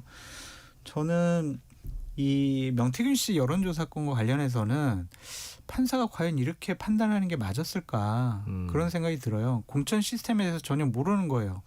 공관위에서 토론과 투표를 통해서 김영선 씨 공천을 결정했기 때문에 명태균 씨가 윤건희 부부에게 전화해가지고 공천 주라고 하고 그 이후에 여러 가지 얘기한 거는 아무런 문제가 되지 않는다라고 판단을 하더라고요. 명태균 씨는 자백까지 했습니다. 2022년 3월 말에 비용 받는 대신에 김영선 씨 공천을 약속받았다고 본인 입으로 얘기를 했어요. 그런데도 이거는 그냥 공관위에서 알아서 했대. 이게 말이 되냐 이런 생각도 들고 명태균 씨가 한 50여 차례 넘는 여론조사를 한 거 비용을 엑셀 파일로 프린트해 갑니다. 네. 그래서 김건희 씨한테 이렇게 보여줘요. 보여만 줬대요. 그냥. 보여만 줬는데 그때 뭐 봉투에 한 500만 원 들어있었다고 이렇게 작은 돈 주냐고 본인 막 불평하는 녹취 파일도 나왔었잖아요. 네. 그러니까 김건희 씨를 무죄 주려고 봐주려고 정말 많이 노력을 했구나. 몸부림을 친 정도의 수준이 아니냐. 그런 생각이 들어서 이 판결은 두고두고 사법부의 흑역사가 되지 않을까라는 생각도 듭니다. 그러니까 짧게 세 가지 쟁점이었잖아요. 짧게 요약을 하면 판사의 논리가 뭐였냐면 우인성 판사가 도이치모터스 주가 조작. 김건희가 시세 조정은 인식했지만은 공모관계에 있지 않았다고 봤어요. 그러면은 김건희가 이를테면 계좌를 맡겼어요. 그래서 막 했어요. 자기들끼리. 그래서 7초 매매라고 있어요. 8만 주 뭐 매도하라고 하니까 바로 7초 뒤에 매도했어요. 네. 그럼 뭐 공모한 정황도 있어. 그리고 이걸로 돈도 벌었어. 그리고 인식까지 했어. 근데 이게 공동정범이 아니면은 공범이 아니면 도대체 얼마나 무슨 증거를 들이밀어야 이게 공범이 되느냐. 이거 첫 번째. 두 번째는 그 뇌물 것만 인정이 됐잖아요. 네. 그런데 2022년 4월 달에 준 샤넬백은 800만 원 정도 상당했거든. 이건 뇌물이 아니라고 하고 7월 달에 준 그라프 목걸이와 또 다른 샤넬백은 뇌물이라고 봤어요. 그때는 이거는 청탁이 없었대요. 그러니까 청탁이 없었으니까 이건 뇌물이 아니고 그때 나중에 7월 달에 준 거 2022년 7월 달에 준 것만 뇌물이랍니다. 그러면 이거는요. 이렇게 되면은요. 자, 선물 줄 때 아무런 청탁도 하잖아요. 그리고 한참 뒤에 뭐 이렇게 청탁을 하면은 이거는 관련이 없어요. 라고 앞으로 이렇게 빠져나가라고 가이드해 준 거나 마찬가지. 물론 모든 판사가 이렇게 보진 않겠지만은 이게 말이 되느냐. 이거는 예비적 뇌물이죠. 그러면은 이것도 그렇고 명태균 씨 여론조사는 윤석열 후보랑 계약서를 안 썼으니까 이거는 무죄래요. 누가 계약서를 씁니까? 대통령 후보가. 그 58차례 주고 한 번은 받을 수 있다고 봐요. 계속 주는데 그러면 그 이후에 말씀하셨다시피 야 내가 공천 주라고 했는데 말이 많네 이것도 나왔지. 이게 다 나와도 이거는 무죄라는 거예요. 그러니까 이 세상에 이런 판결이 어디 있습니까? 진짜 황당하다 진짜 제가 보기에는. 권성동 의원이 화가 날 것 같아요. 2년 받았잖아요. 그렇죠. 그런데 15년 구형받은 사람은 1년 8개월 받고 4년 구형받았는데 2년 받고 자기는 뭐 먼저 돈 달라고 한 것도 아니고 여기 김건희 씨 양형 사유에 금품 수수를 먼저 요구한 바가 없다. 이런 사유도 있거든요. 네. 권성동 의원도 자기는 안 받았다고 그래요. 먼저 그럼 요구도 안 했겠죠. 그러는데도 저렇게 2년형 나온 거는 권성동 되게 화날 만하다. 그런 생각이 듭니다. 2심은 좀 달라질까요? 그러면? 이게 저는 이번 거 보면서 문제점을 하나가 인식을 한 게 판사 복불복이 너무 심하다. 그렇지. 이겁니다. 그러니까 이진관 판사를 만나면요. 원래 15년 구형인데 23년이 나오고요. 우인성 판사를 만나면은 같은 15년인데 1년 8개월이나 9분의 1로 줄어듭니다. 이거는 좀 문제가 있다. 제가 뭐 양형 기준도 만들고 막 뭐 그랬지만은 네. 이건 사법부에 대한 불신의 요인이 되지 않나 그 생각이 들어요. 근데 특검도 좀 허술하게 수사하고 부실하게 기소한 거는 맞는 것 같다. 그런 생각이 좀 듭니다. 여러 가지 정황 증거를 좀 촘촘히 끼워 맞췄어야 되는데 특히 도이치모터스 주가 조작 사건과 관련해서는 방조 혐의에 대해서는 기소를 안 했잖아요.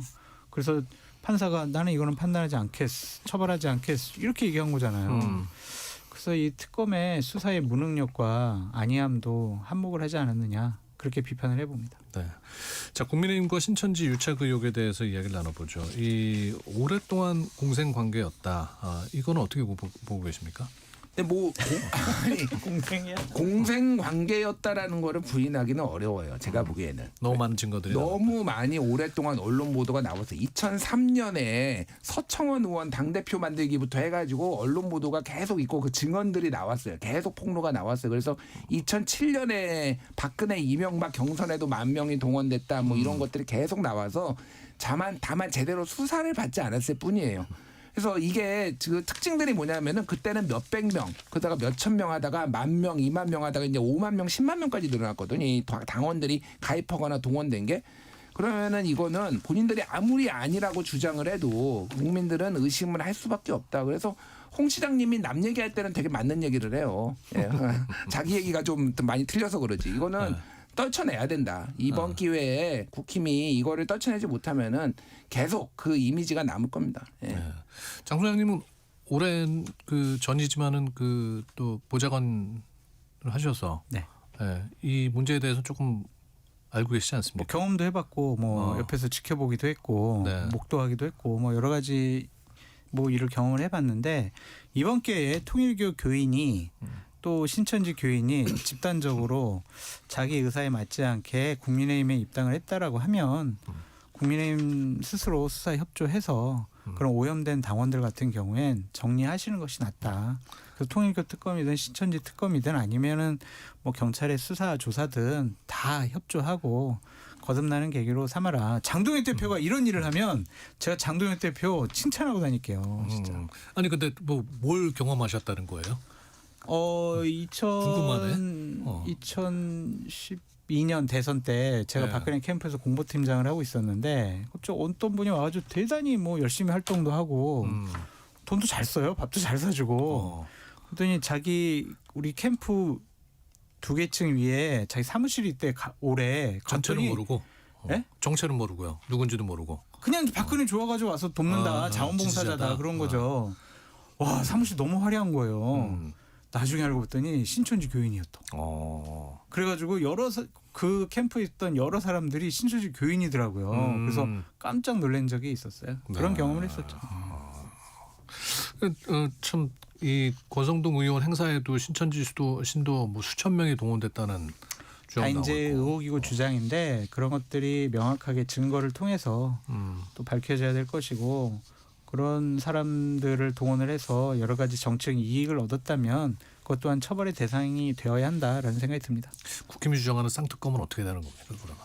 그러니까 국민 눈높이에 맞으려면은 그거를 통일교 특검, 신천지 특검 무슨 뭐 이거를 따로 하는 게 맞나요? 같이 하는 게 맞죠. 그리고 어차피 검경 합동수사본부가 지금 수사를 하고 있는 상황이니까 이게 지금 천막에서 농성하고 있어요. 국민의힘. 아무도 모릅니다. 제가 이 말을 말씀드리기 전까지는 아마 대부분의 우리 청취자분들도 모르셨을 거예요. 전 알았어요. 천막 농성을 하고 있다. 아무도 관심이 없어요. 그러니까 오히려 국민의힘이 대승적 결단을 내려야 된다. 통일부 특검 그렇게 하고 싶으면은 신천지까지 같이 해서 그냥 특검을 하든지 접든지 그래라. 예. 자, 성특검에 대해서는 어떻게 생각하십니까? 해야죠. 해야죠. 이거는 누구의 그냥 방식으로요? 양쪽 민주당의 일방적으로는 아마 안 될 거예요. 그러니까 양쪽에서 자신들의 약점들, 그러니까 예를 들면은 민주당으로서는 통일교 특검 하게 되면 전재수 전 장관이 당연히 조사 대상이 될 수밖에 없잖아요. 우리 전재수 장관은 조사하면 안 돼. 당신들 것만 조사해. 이러면 국민의힘이 안 받잖아요. 네. 다 해라, 다. 한꺼번에 다 하는 게 맞다. 그렇게 말씀드려요. 네. 알겠습니다. 오늘 이야기 여기서 마무리하도록 하겠습니다. 장성철 공동센터 소장, 김준일 시사평론가와 함께했습니다. 고맙습니다. 감사합니다.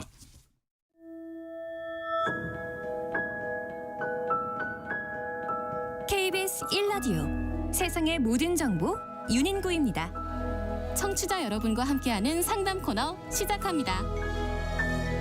아이의 내일을 키우는 시간. 우리 아이는 왜?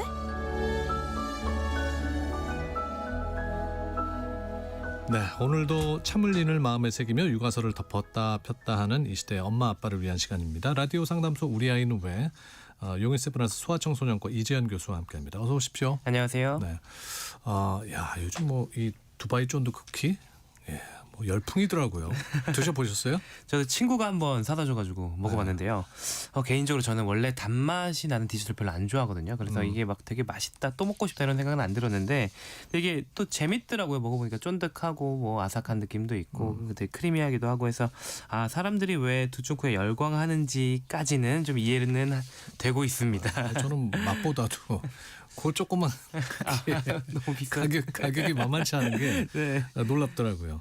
근데 뭐 요즘 뭐 젊은 세대 물론이고 뭐 초등학생들도 정말 줄 서서 먹는 디저트로 인기를 누리고 있는데 이게 이제 의사 입장에서 보면은 어떻게 생각하세요? 이게 과연 몸에는 어떤 건가?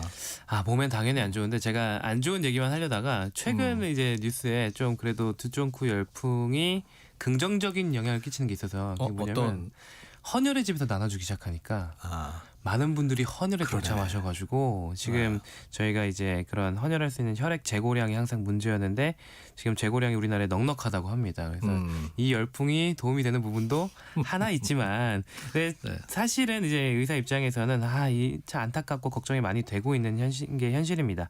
사실 작년까지만 해도 우리나라에는 뭐 노화와 관련된 건강과 관련된 게 이제 열풍적으로 인기를 끌었었는데 뭐 여러 가지 이슈로 인해서 갑자기 이런 건강을 위한 추세들이 갑자기 정반대인 과도하게 달콤한 디저트로 쏠리는 모습을 보이고 있는 거잖아요. 그래서 이런 사회적인 변화의 이런 인기의 타이밍도 참 절묘하고 대중들이 건강에 대한 관심을 끊게 되는 계기가 되는 것 같아서 좀 마음이 아픈데요. 혹시 두쫑쿠 만드는 영상 보신 적 있으신가요? 좀 얼핏 봤습니다. 네, 이게 맛만 보더라도 되게 달다 이렇게 맛도 이렇게 느껴지지만 만드는 영상을 사실 보면 좀 충격을 받으실 수 있는데요. 제가 이 영상을 보면서 레시피를 한번 찾아보니까 두쫑쿠 10개를 만들 때 필요한 재료가 마시멜로 200g하고 버터 75g, 화이트 초콜릿 60g, 코코아 파우더 20g 등 말로만 들어도 어마어마한 양의 달고 기름진 디저트 재료들이 들어갑니다. 네, 그래서 이 영양 성분은 어떻게 되느냐? 레시피에 따라 정확한 수치는 좀 다르지만요.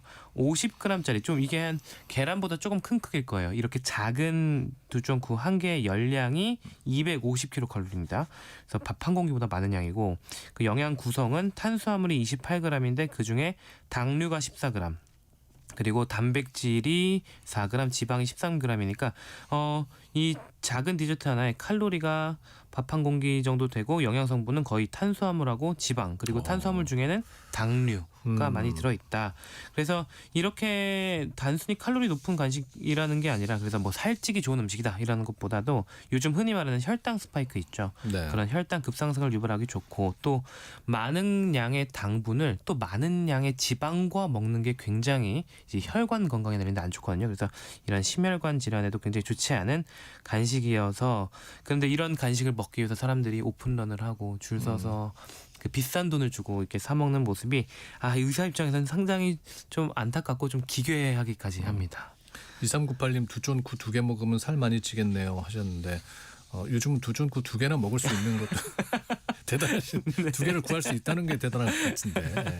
아니 근데 요즘은 그 나이 들어서 당뇨 걸리는 게 아니라 아이들도 뭐 소아당뇨 심심치 않게 들리던데 이런 간식류들이 아이들의 그런 건강에도 영향을 미치겠어요. 그렇죠. 뭐 옛날에는 왜 조금 많이 옛날에는 어릴 때 먹을 게 많지 않던 우리나라에 먹을 게 많지 않던 시절에는 애들은 많이 먹어야 된다 그래서 간식 많이 주셨어요. 근데 요즘에는 먹을 게 워낙 많은 시기다 보니까 이렇게 단 음식 많이 주는 게 건강에 해롭다는 게 점점 밝혀지고 있습니다.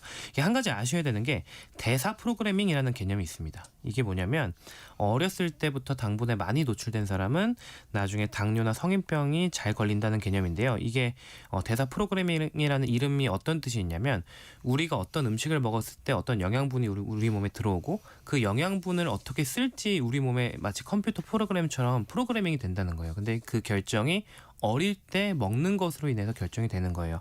그러니까 어릴 때 당분을 계속 단 걸 많이 먹다 보면 우리 몸에서 이 단 음식을 혈당이 자꾸 올라가니까 이걸 누르기 위해서 인슐린이 분비가 되고 이 인슐린이 너무 많이 분비되다 보니까 인슐린 분비 기능이 떨어지거나 인슐린 자체의 기능이 떨어지는 인슐린 저항성이 생기면서 당뇨나 이런 다른 성인병들이 일찍 생기는 건데요. 이 결과가 실제 통계 결과로 나오고 있습니다. 예. 작년에 질병관리청에서 발표한 자료가 있는데요. 최근 13년 동안 우리나라의 20, 30대 젊은 사람들에게서 2형 당뇨가 얼마나 많이 생겼는지 이게 유병률이 얼마나 바뀌었는지를 발표했어요. 13년 동안 우리나라 20, 30대 사람들에게 2형 당뇨 유병률이 얼마나 증가했을 것 같으세요? 혹시? 글쎄요. 4배 증가했습니다. 4배씩이나요? 네. 근데 2형 당뇨가 1형 당뇨는 이제 좀 타고난 문제, 뭐 인슐린 분비되는 췌장 기능의 문제라고 보지만 2형 당뇨는 주로 식습관이 원인이라고 생각을 하는 문제인데 이게 보통은 이제 40대 지나서 생기는 당뇨라고 생각해서 성인병으로 많이 불렸지만 이게 30대 이전 어린 나이에 생긴다는 것은 과도한 당분을 너무 어릴 때부터 많이 먹었기 때문에 그렇게 된 이런 현상이 나타나고 있다라고 생각을 하고 있습니다. 그 9021님께서 우리 아이가 전당뇨인지 집에서 알 수 있는 뭐 전조 증상 같은 게 있냐고 물으셨는데 이게 전당뇨라고 하면 이제 당뇨 전 단계를 말씀하시는 것 같은데 사실 당뇨에 걸렸다 그러면 우리가 그 3대 증상이라고 하죠. 다음, 다식, 다뇨. 그러니까 많이 마시고 물을 많이 마시고 배고프면 많이 먹게 되고 소변을 자주 보게 되고 이런 증상이 생기지만 당뇨 전 단계는 안타깝게도 증상이 따로 보이는 게 따로 없습니다. 그래가지고 그 혈액 검사를 해서 이제 당뇨 전 단계를 진단하게 되는데 이거는 보통 비만인 아이들 우리 요즘 초등학교 들어가면은 학생 검진 하잖아요. 그럴 때 비만인 아이들은 조금 더 검사를 많이 하기도 하고 해서 나라에서 관리해 주는 것도 있지만 우리 아이가 좀 단 걸 많이 좋아하고 비만한 아이다라고 생각이 드시면 가까운 병원에 가셔서 이 혈당 검사는 손가락 끝에 찍는 검사로 아주 간단하게 되니까 그렇게 한번 검사를 받아보시는 것도 좋은 방법이 되겠습니다. 그러니까 어릴 때부터 이런 단맛에 익숙해지게 되면은 이게 어른이 돼서도 식습관에 영향을 미치지 않나요? 맞아요. 아까 뭐 대사 프로그래밍 말씀드렸지만 그거는 이제 몸 안에 굴러가는 그 작용 자체가 화학 작용 자체가 성인병으로 가게 되는 거를 말하지만 말씀하신 것처럼 더 중요한 건 식습관이 변하는 거거든요. 입맛이 달라지는 게 문제예요. 달콤한 음식 왜 어른들 중에서도 또 단 음식, 단 반찬이 없으면 식사 안 하시는 분들 계세요. 우리도 근데 꼭 그렇게 생각을 안 해도 직장인들이 점심시간에 나가서 사 드시는 음식들 인기 있는 것들을 보면 제육볶음 사실 달거든요.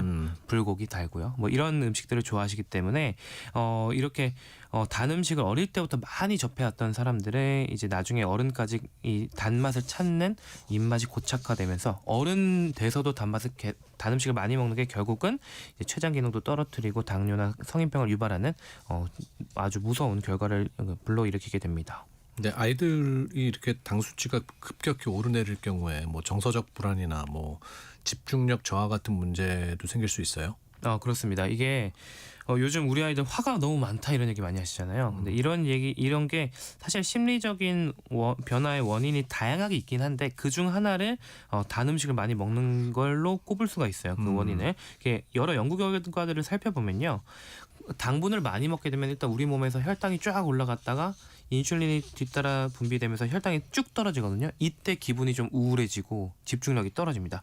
그리고 특히 이때 뇌 기능에 어떤 영향을 끼치냐면 감정을 안정적으로 유지하는 기능이 방해가 돼요. 네. 그렇기 때문에 아이들이 단 음식을 많이 먹으면 불안이나 집중력 저하가 유발된다고 알려져 있습니다. 그래서 이제 청취자 1196님이 중학생 아들이 시험 기간만 되면 초코우유에 단 쿠키를 입에 달고 살아요. 머리 회전에는 당분이 최고라며 자기를 좀 내버려 두라는데 정말 이렇게 단 걸 먹어야 공부 효율이 올라가나요? 하셨습니다. 이게 이런 얘기가 왜 나왔냐면 우리 뇌가 사용하는 영양분이 포도당밖에 없습니다. 거의. 근데 포도당이 당이라고 하니까 단 걸 먹으면 그 뇌가 잘 돌아간다 이렇게 생각을 하시는데 근데 사실 우리가 먹는 탄수화물도 그렇고요. 단백질도 에너지원으로 사용될 때는 포도당으로 분해돼서 사용이 되거든요. 그러니까 쉽게 얘기해서 우리 몸은 식사만 잘하면 포도당이 충분하고 그래서 뇌가 필요한 에너지는 다 얻을 수 있습니다. 그런데 이제 뭐 단 걸 먹으면 일시적으로 기분이 좀 도파민 회로가 이제 좀 자극이 되면서 기분이 살짝 좋아지는 게 있죠. 네. 그래서 그것 때문에 좀 공부하기 우울한 기분을 좀 단 걸로 채우려고 하는 것 같은데 근데 단 걸 오히려 너무 많이 먹으면 혈당이 급격히 올라갔다가 떨어질 때 졸음도 오고요. 아까 기분도 좀 더 우울해진다고 말씀드렸잖아요. 그래서 일시적인 효과가 있을 수 있지만 네, 그래서 호폭풍이 있기 때문에 또 나중에 비만이 또 될 수 있어서 조심하셔야 됩니다. 그 보건복지부에서 발표한 2025 한국인 영양소 섭취 기준 보면은 탄수화물 비중은 낮추고 단백질은 높였습니다. 특히 첨가당에 대해선 제한해야 한다 문구까지 강해졌는데 이게 국가 차원에서 이렇게 경고 수준을 높인 이유는 뭡니까? 우리나라가 고령화 사회가 됐잖아요. 그리고 그런 와중에 안 그래도 그 국민들의 이제 평균 연령이 많이 올라가고 있는 와중에 만성 질환이 증가하게 되면 이제 국가적으로 사회적으로 문제가 많이 됩니다. 그런데 이런 만성 질환을 유발하는 게 이게 식습관이 굉장히 중요한데 우리의 밥상이 점점 달아지고 느끼해지고 단백질 섭취는 줄어들고 있어요. 그래서 네. 이런 것들을 조금 어떻게 이런 그 방향성을 좀 바꾸기 위해서 이런 연구 결과들 발표 자료를 통해서 영양소 섭취 기준을 제시를 하게 되는데요. 근데 이렇게 영양소 섭취 기준을 제시하는 게 단순히 뉴스에 몇 번 나와서 이렇게 드세요라고 전달하는 것만이 목적은 아닙니다. 사실 대중들은 대부분 이런 기준이 있다는 사실도 잘 모르시거든요. 근데 그럼에도 이런 연구를 지속하고 발표를 하는 이유는 이런 자료들이 학교 급식이나 어떤 영양 교육이나 어떤 영양사분들이 단체 급식을 하는데 기준으로 사용이 되거든요. 네. 그럼 그렇게 단체 식사를 하는 데에도 식단이 더 건강해지는 데 영향을 주고 또 저같이 의료진이나 영양 전문가들이 교육자료를 만들 때도 이런 조금 더 올바른 식습관을 교육할 때 근거 있는 자료로 교육을 할 수가 있게 되고 또 이런 방향으로 이렇게 대중건강에 영향을 끼치게 되면서 또 한편으로는 식품업체들도 제품 개발할 때 이런 걸 참고하시기도 하거든요. 그래서 이런 공중보건에 매우 큰 영향을 끼친다라고 알고 계시면 좋을 것 같습니다. 네.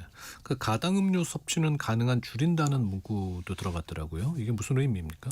가당음료라고 하면은 단순히 뭐 설탕을 타놓은 것보다 액상과당을 넣은 겁니다. 그러니까 당분을 액체로 만든 걸 음료에 섞어서 넣은 그 음료를 적게 먹어야 된다는 건데 이게 그냥 일반 설탕이랑 차이점은 뭐냐면 액상과당은 우리 몸에 흡수가 더 빨리 됩니다. 그러니까 네. 혈당이 더 빨리 올랐다가 더 떨어져요. 그러니까 이게 혈당이 빨리 올라가는 것들이 결국 건강을 많이 해치는 그 혈당 스파이크이기 때문에 이 혈당 스파이크를 줄이기 위해서는 액상과당 섭취는 줄이는 게 좋고 그래서 가당음료는 가당 섭취를 줄인다라는 게 기준으로 제시된 겁니다. 네. 달달한 건 끊을 수가 없다. 두쫀쿠는 더더군다나 그러시는 분들한테 그래도 좀 똑똑하게 좀 섭취하는 방법은 어떤 게 있을지 마지막으로 말씀해 주세요. 저는 이제 집에서 항상 잔소리를 하는 게 디저트는 특별한 날 즐기는 이벤트다라고 얘기를 해요. 그러니까 매일매일 먹는 게 아니고 또 이제 두쫑크를 그래도 드셔야 된다라고 하면 오랜만에 생겼다 그러면 좀 잘 드셔야 되잖아요. 근데 한 가지 뭐 또 말씀드리고 싶은 게 이런 달콤하면서 쫄깃한 음식들이 충치를 유발할 위험성이 굉장히 높거든요.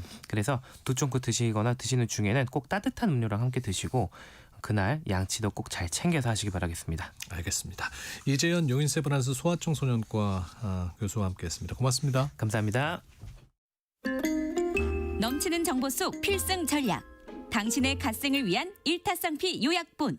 KBS 1라디오 세상의 모든 정보 윤인구입니다.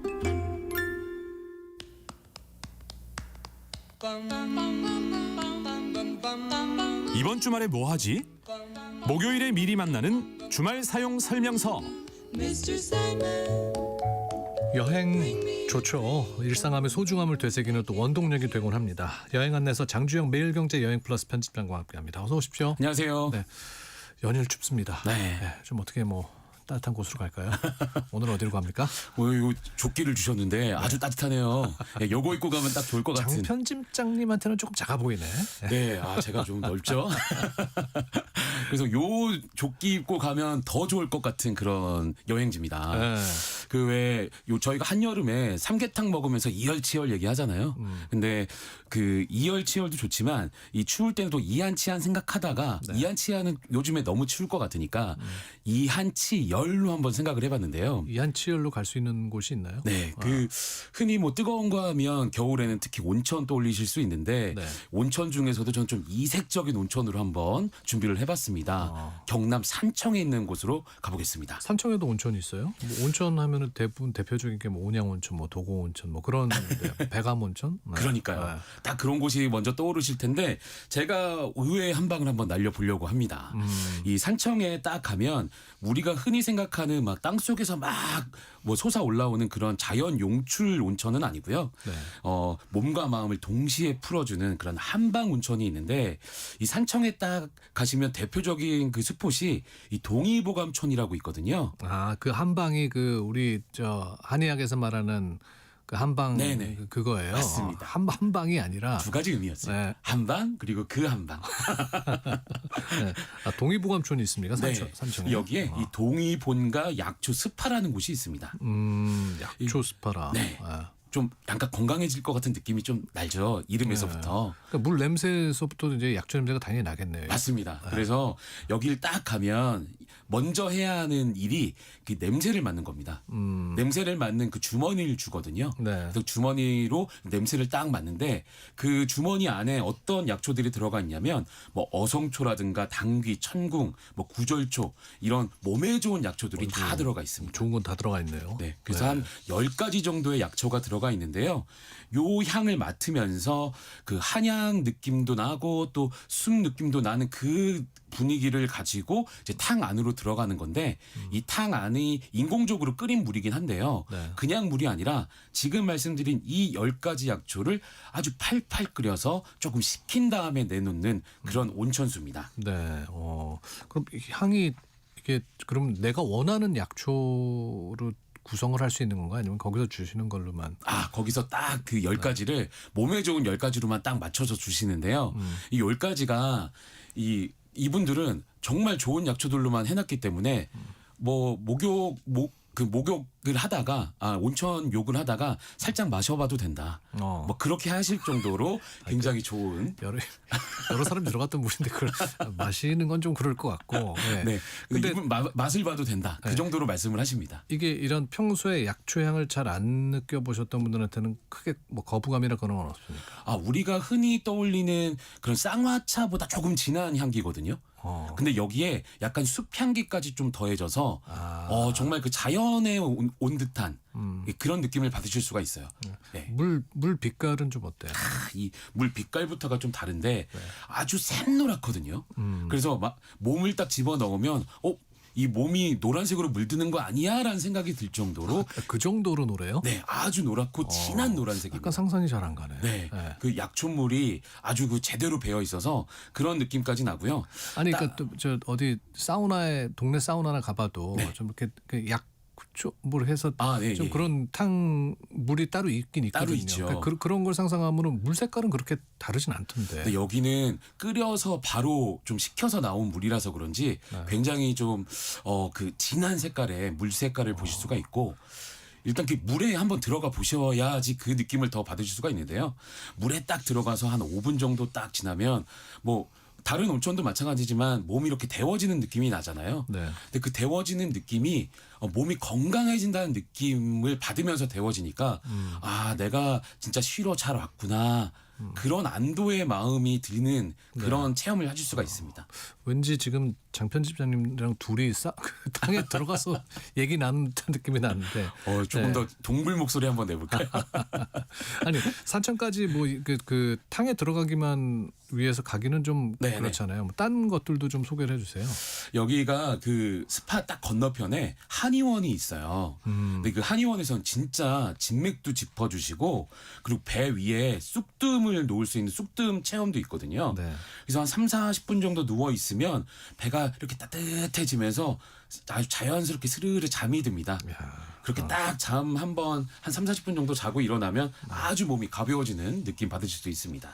목욕도 하고 이거 뜸도 뜨고 그러면 굉장히 몸이 건강해지는 느낌이 들 것 같은데 그럼 이제 그 탕 밖으로 나와서 다른 곳을 좀 둘러본다면 어떤 풍경이 기다리고 있습니까? 산청에. 여기가 그 산청이 좀 전에 소개해드렸듯이 동의보감촌이라는 곳이 그 대표적이라서 이 동의보감이 허준이 쓴 유명한 그 한방서잖아요. 그래서 여기를 테마파크로 만들어놨어요. 그래서 산청이 지리산 자락에 있다 보니까 높은 그 지리산 쪽에 약초가 풍부한 그 이 산청에다가 이 한방과 관련한 테마파크를 만들어놔서 한방 관련한 그런 여러 가지 체험 같은 것들 즐기시면 좋은데 이 또 한의학 박물관도 있습니다. 여기 또 장수를 상징하는 대표적인 그 생명체죠. 이 거북이가 큰 조형물로 또 서 있어서 볼거리 또 자랑하고 또 한의원의 옛날 모습을 재현한 공간도 만날 수가 있어서 여러 가지 그런 체험거리나 볼거리들이 풍부하게 즐길 수가 있습니다.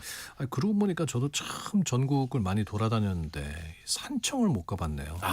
산청이 지금도 대진고속도로라고 부르나요? 거기 그 대진고속도로 그리고 또 경부고속도로 타고 가다가 그 대진고속도로 빠져서 그럼 지나가다 항상 산청 팻말이 보여서 저곳은 어떤 곳일까 상상만 했었는데 오늘 장편집장 통해서 또 소개를 받게 됩니다. 산청 가면 뭐 먹어야 합니까? 여기가 아무래도 몸에 좋은 것들이 좀 많이 있다 보니까 또 약초 먹는다는 말씀은 아닙니다. 보양식으로 하나 좀 소개를 해드리려고 하는데 어탕국수가 유명해요. 어탕국수. 네, 여기가 아무래도 물 좋고 산 좋고 하다 보니까 민물고기가 많이 잡히거든요. 그래서 민물고기를 푹 끓여낸 국물에다가 그러니까 산청은 완전 내륙 지역인 거죠. 맞습니다. 네네. 산으로만 둘러싸여 있죠. 그래서 민물고기로 끓여낸 국수가 아주 맛이 좋습니다. 좋다. 요즘처럼 이렇게 영하의 날씨에는 어탕국수 좋죠. 뜨끈뜨끈하고 약간 매콤하기도 하고. 매콤하고 구수하고. 거기다 이제 반주. 양재근님께서 제 고향이 경남 산청인데요. 동의보감촌에 약초 비빔밥과 백수, 곶감 등 다양한 먹거리가 많아요. 맛있는 거 많이 드세요 하셨습니다. 아니 이거 장 편집장님이 주실 정보를 그냥 다 주셔버렸네. 이거랑 겹치지 않는 또 먹거리 정보. 여기에 하나 더 제가 얻는다면 산청이 또 한우가 유명한데 이 한우가 유명한 이유가 있겠죠. 도대체 대한민국 땅에서 한우가 유명하지 않는 곳은 또 어딘가? 그거 찾기가 이제 더 힘들 것 같은데. 근데 이 산청이 더 특별한 이유가 약초를 먹어요. 다시 약초. 네. 약초를 먹어서. 그럼 소들이 약간 좀 비실비실 약초만 먹었으면 비실비실한 원래 초식 동물이니까 그렇게 그러니까요. 약초의 좋은 성분을 쭉쭉 빨아들여서 마블링이 아주 좋고 아주 그 맛이 좋습니다. 고기 냄새에서 약초 냄새가 나는 건 설마? 그건 아니고요. 그건 아니고. 네. 그래서 어쨌든 이 산청의 그 한우를 맛을 보시면 구워 먹는 것도 좋고 또 여기가 또 쇠고기 국밥도 잘하거든요. 요즘 같이 좀 쌀쌀할 때는 국밥 한 그릇 꼭 추천합니다. 이제 또 산청 갔다 왔다는 그 티를 내려면은 그 현지에서 좀 뭐 기념품도 좀 가져와야 그래서 좀 이렇게 주변에 나눠줘야 나 산청 갔다 왔다 할 수 있지 않습니까? 산청스러운 기념품이 있는데 또 약초 얘기를 해야 워낙 약초가 유명한 지방이니까. 약초차, 약초 티백, 약초 분말 같은 제품들이 많고요. 특히 이 어성초차, 당귀차, 구절초차처럼 향이 은은한 이 차와 관련한 상품들이 많아서 어르신들에게 드리는 그런 선물로 아주 좋고요. 가격이 괜찮습니까? 이게 가격도 사는 적절하죠. 사람도 그렇고 받는 사람도 부담이 좀 덜해야. 네네네. 아주 적절한 가격대이고요. 그리고 여기에 또 산청을 대표하는 특산물 중에 하나가 산양삼이거든요. 산양삼이 유명하군요. 네, 요걸 또 농축액 형태로도 판매하고 캔디로도 있고 하니까 요런 것들도 아주 가벼운 그 선물로도 좋겠고 마지막 하나 더 추천한다면 향기 주머니가 있습니다. 요거는 파는 것도 있고 직접 자기가 그 주머니를 만들 수도 있거든요. 그래서 옷장이나 베개 옆에 두면 꿉꿉한 냄새 확 날아가는 그런 효과까지 누리실 수가 있습니다. 산청은 서울에서 가면 한 어느 정도 걸리죠? 한 3시간 반 정도 걸리거든요. 그래서 3시간 반이 조금 길다면 길 수 있는데 뭐 중간중간에 뭐 휴게소 한 번씩 들리시고 아주 가볍게 다녀오시면 딱 좋을 것 같습니다. 아이고 시간이 됐네. 1324님 산청의 남사 예담촌 수선사 들르시기 좋습니다 하셨고요. 김미숙님 산청하면 또 사과와 곶감이라고 추가를 해주셨습니다. 오늘 산청에 대한 이야기 나눠봤습니다. 장주영 매일경제 여행플러스 편집장과 함께했습니다. 고맙습니다. 고맙습니다. 자, 오늘 세상의 모든 정보 윤인구입니다. 모든 순서 마치겠습니다. 함께해 주신 여러분 감사드리고요. 여러분의 내일을 기대합니다. 세상의 모든 정보 윤인구였습니다.